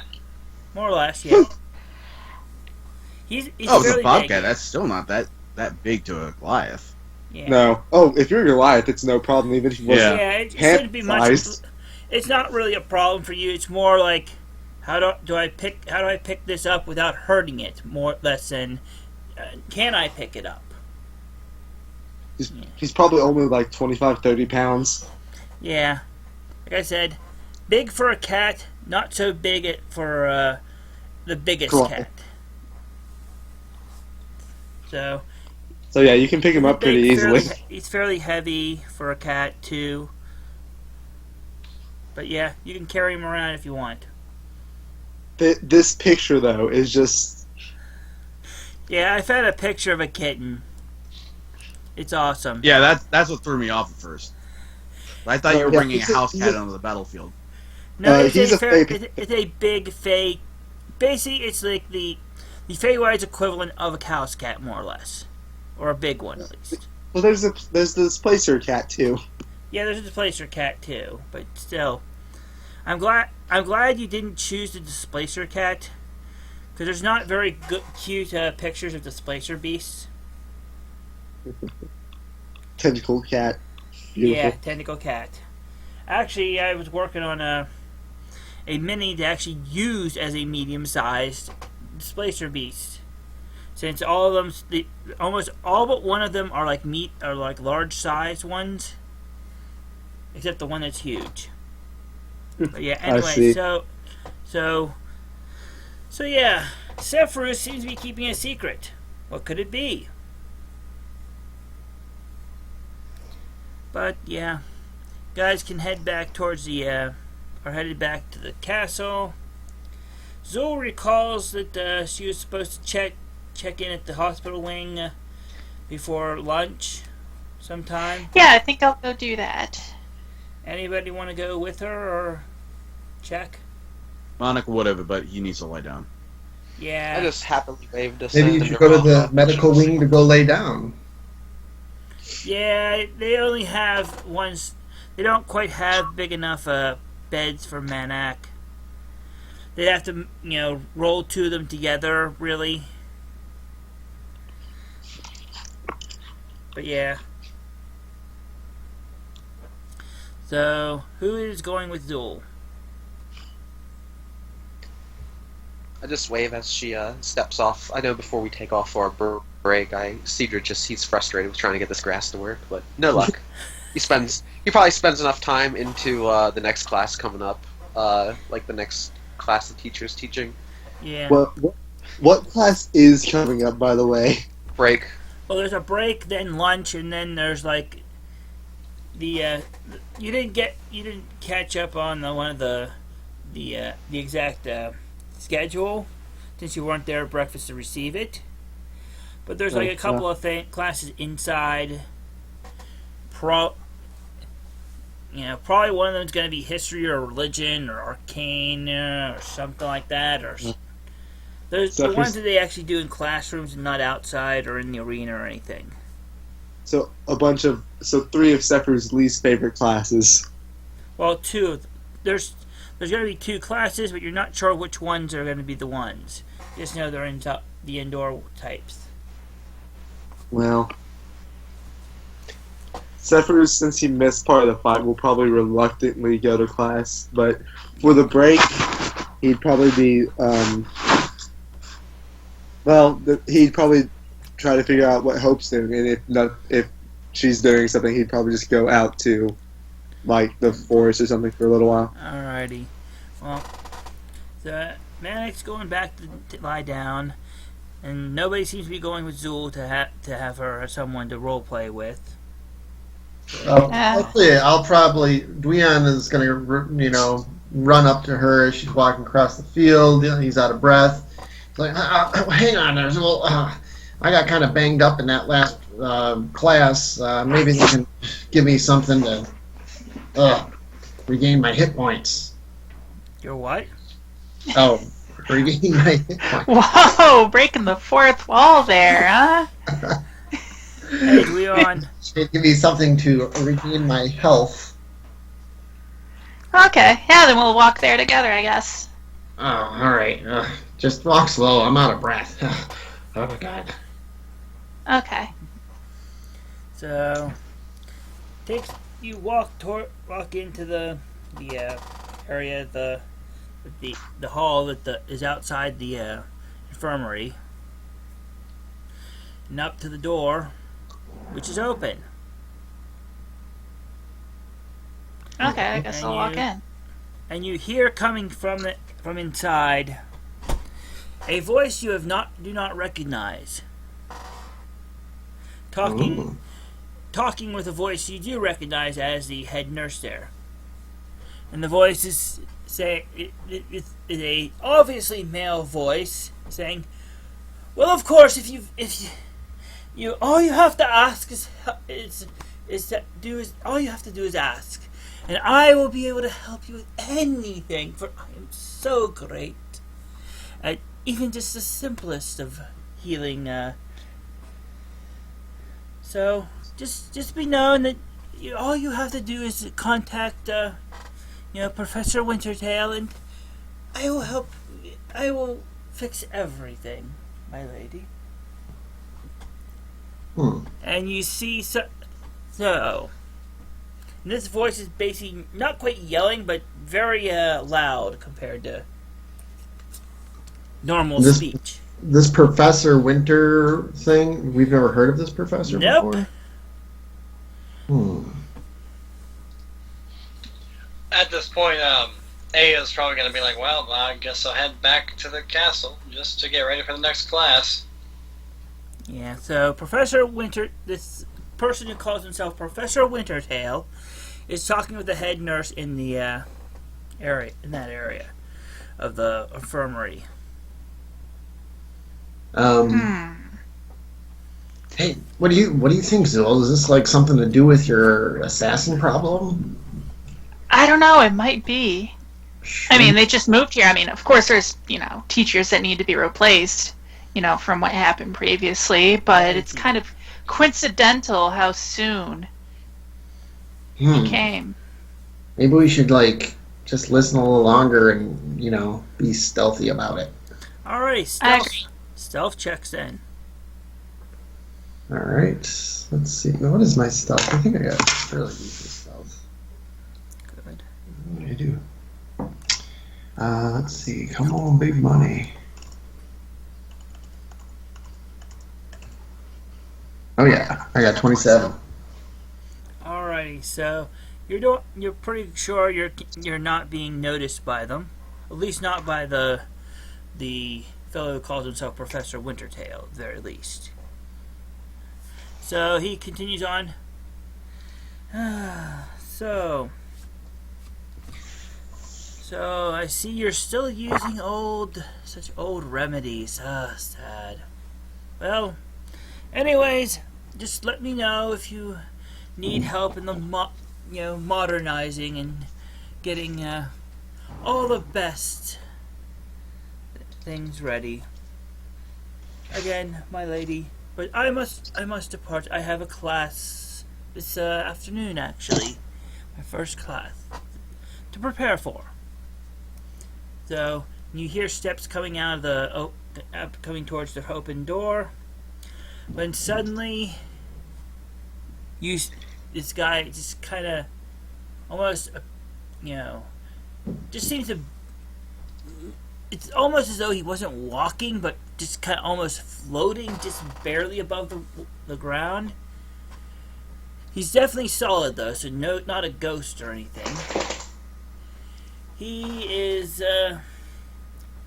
has pointed ears, pale, slightly yellowish, golden yellow skin, eyes that are entirely blue, no iris or no white or pupil, and a long mane of wavy, silvery blonde hair. As he walks by you, doesn't even notice you. He is also wearing very fancy purple and blue, fancy clothes. So he walks right by you, doesn't even look your way, as though you did not even exist, as though you are a part of the wall. Okay. I'm guessing I don't recognize him at all. You do not recognize him at all, neither does Dweon. About the only thing you might be able to tell is he's probably... Well, actually, give me a check if you think you, as a player, might know what he is. And the right kind of check for that. What kind of check? We don't know. Oh. Characters can I don't try know. Arcana? You, as a player, can, to see if your character knows. Go ahead. Okay. Yeah, that guy is an Eladrin. You're very sure of it. Which, while they're not exactly rare or unprecedented to have them in the natural world, most of them live in the Feywild. And if they are out of the Feywild, it's usually more trip than, living out of it. It's usually like, oh yeah, I have to get this thing that for some stupid reason doesn't exist in the Feywild. Sad. I have to actually walk in this plain, ordinary place that only has normal colors. So he knew you guys were there. It's just because he's an Eladrin, he doesn't care and he acts like you don't exist. Either that, or he had no idea, or he was completely oblivious to anything but his objective. Yeah, he could just be really up his own ass. Yeah, I mean, he didn't even... It wasn't even as though he noticed that someone else was there. And if he had... there being a goblin amongst the ones he saw, that most Eladrin would at least have taken note of that enough to be like, huh, and, put their nose up to it or something, at the very least. Yeah. So, well, now that he's gone, I guess we could probably go inside then. Yeah. Yeah, maybe So the lady is just like, the lady who runs the head nurse or whatever is completely out of it from all the little conversation, is like, and doesn't even notice you at first until one of you, doesn't even notice you at first. So she's just tidying up something with her back to the door. Oh, excuse me, nurse ma'am. I got knocked in the head a few times by some plants. It's that time of the year, is it not? Yeah, they tried to get under my tabard. You're not wearing a tabard. Well, they tried to get up my pantaloons. Okay. Fascinating. Anyway, so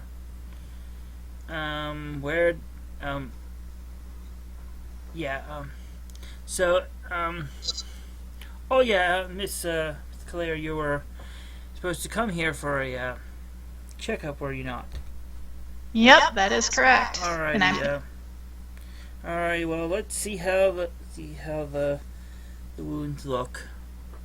She kind of pulls away a little carefully the kind of bandaging she had put on in the middle of the night type thing. And looks like it's going to be a bit of a scar, but but the bit of scar from the wound on the neck, maybe the back of your head. She's kind of going through your hair a little bit to kind of see the scalp better. Well, it could look better, but, well, it looks like it's at least healing up. Maybe come day after tomorrow one more time, just to be safe. Make sure everything's healed up good. But it looks like it's at least advancing better than it was the past few days. Mr. Richardson, put the medicines down. Put them down. Don't mix them. Sorry. Sorry. I'm gonna do a. No, I'm not gonna do it. Well, maybe he would. I haven't done anything really crazy lately. You haven't had a detention in almost a month. Exactly. You know. He's gonna try a thievery check, see if he can just maybe get a healing tot out of here or something like that. See if he can pick one that's fancy. Okay, go for it. Give it a try. Not really very good. I'm just not so much. No, sorry. Oh goodness, that's almost fell in my bag. You see the big jug? See this big jug, and you're like, oh yeah, I'll take that. Barely lift it. It's full of something. I need both hands to do the. Oh, hello, madam. I nurse. was just helping you move this down I'm gonna here put to this the floor. back. Yeah. Yeah, so. Yeah. It's probably around this time that Aya starts walking through and notices everybody in the infirmary, and she's like, "Oh, what's going on over here?" Ah. Yeah, so what? Oh, a couple of your teammates had some checkup. Oh? So, anyways, it looks, well, Miss Kalir, your wounds look like they're healing. And Mr. Richardson, don't put those there. Don't put the... Oh, what, here? Don't No, put them here. up. Don't put them in your nose or your ear, either. But my spleen hurts.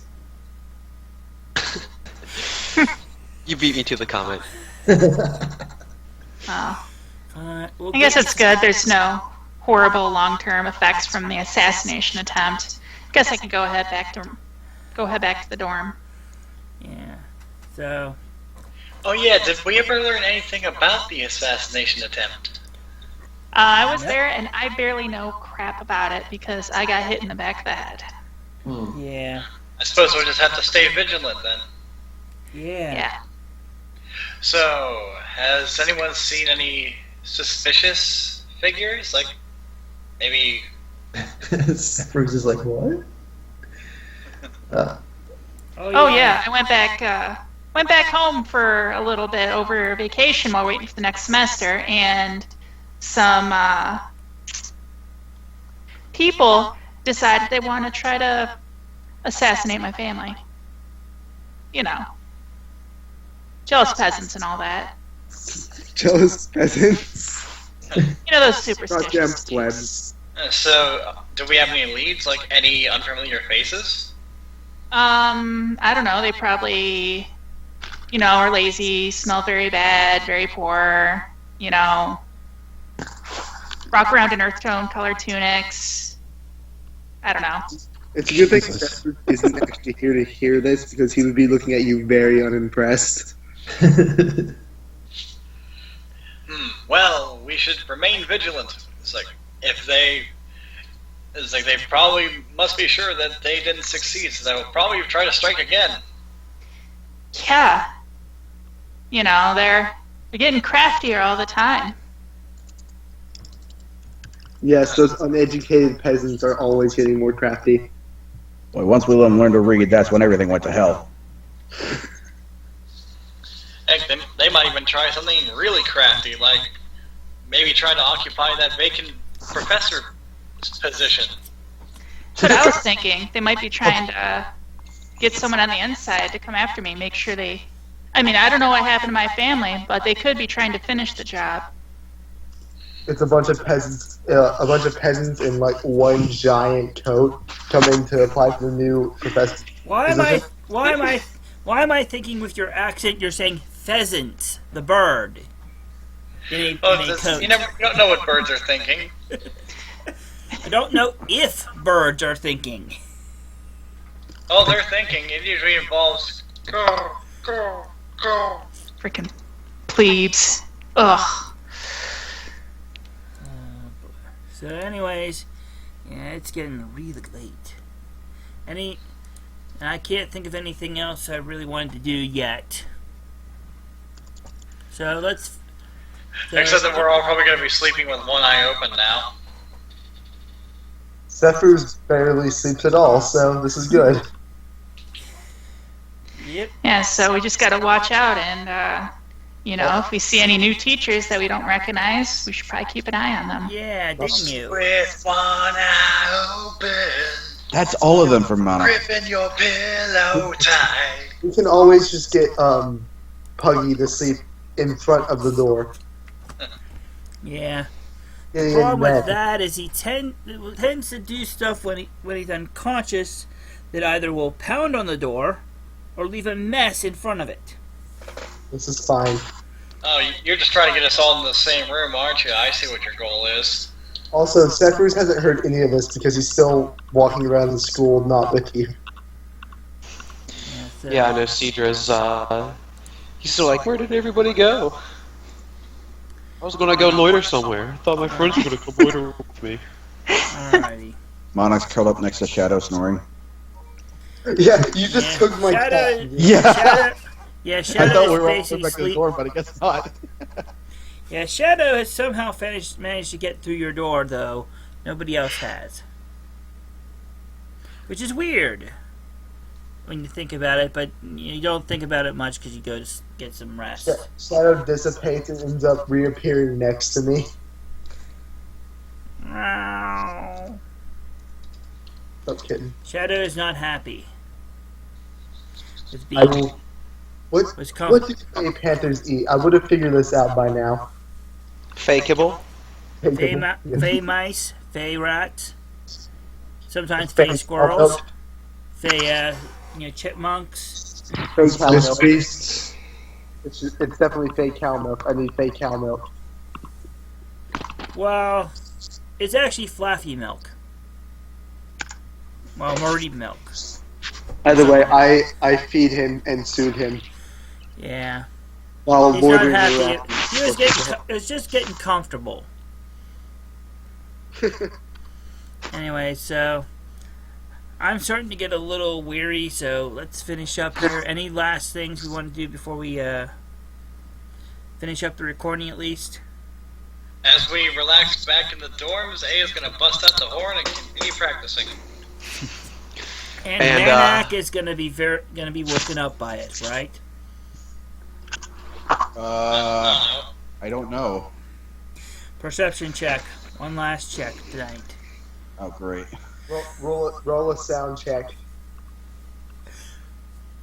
Roll an intimidate check, Aya.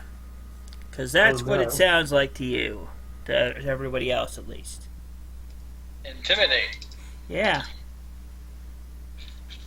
Let's see. Crit. That's Almost a crit. Use another podcast thing. Cefruz tries to see if he can hear it from wherever he is located. And in the distance, a... It's night on Bald Mountain. Cefruz hears a playing and decides, So, yeah. Cefruz hears, So as we finish up for the night... We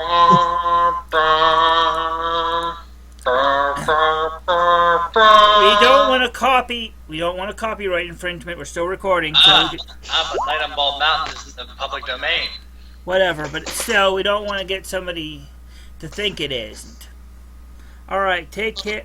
So I'm gonna think we'll finish up tonight. say goodbye to both the people who sometimes listen and are actually part of the podcast, I think, already. I was gonna say admin. Bye-bye. Bye. Goodbye. Everybody. Bye-bye.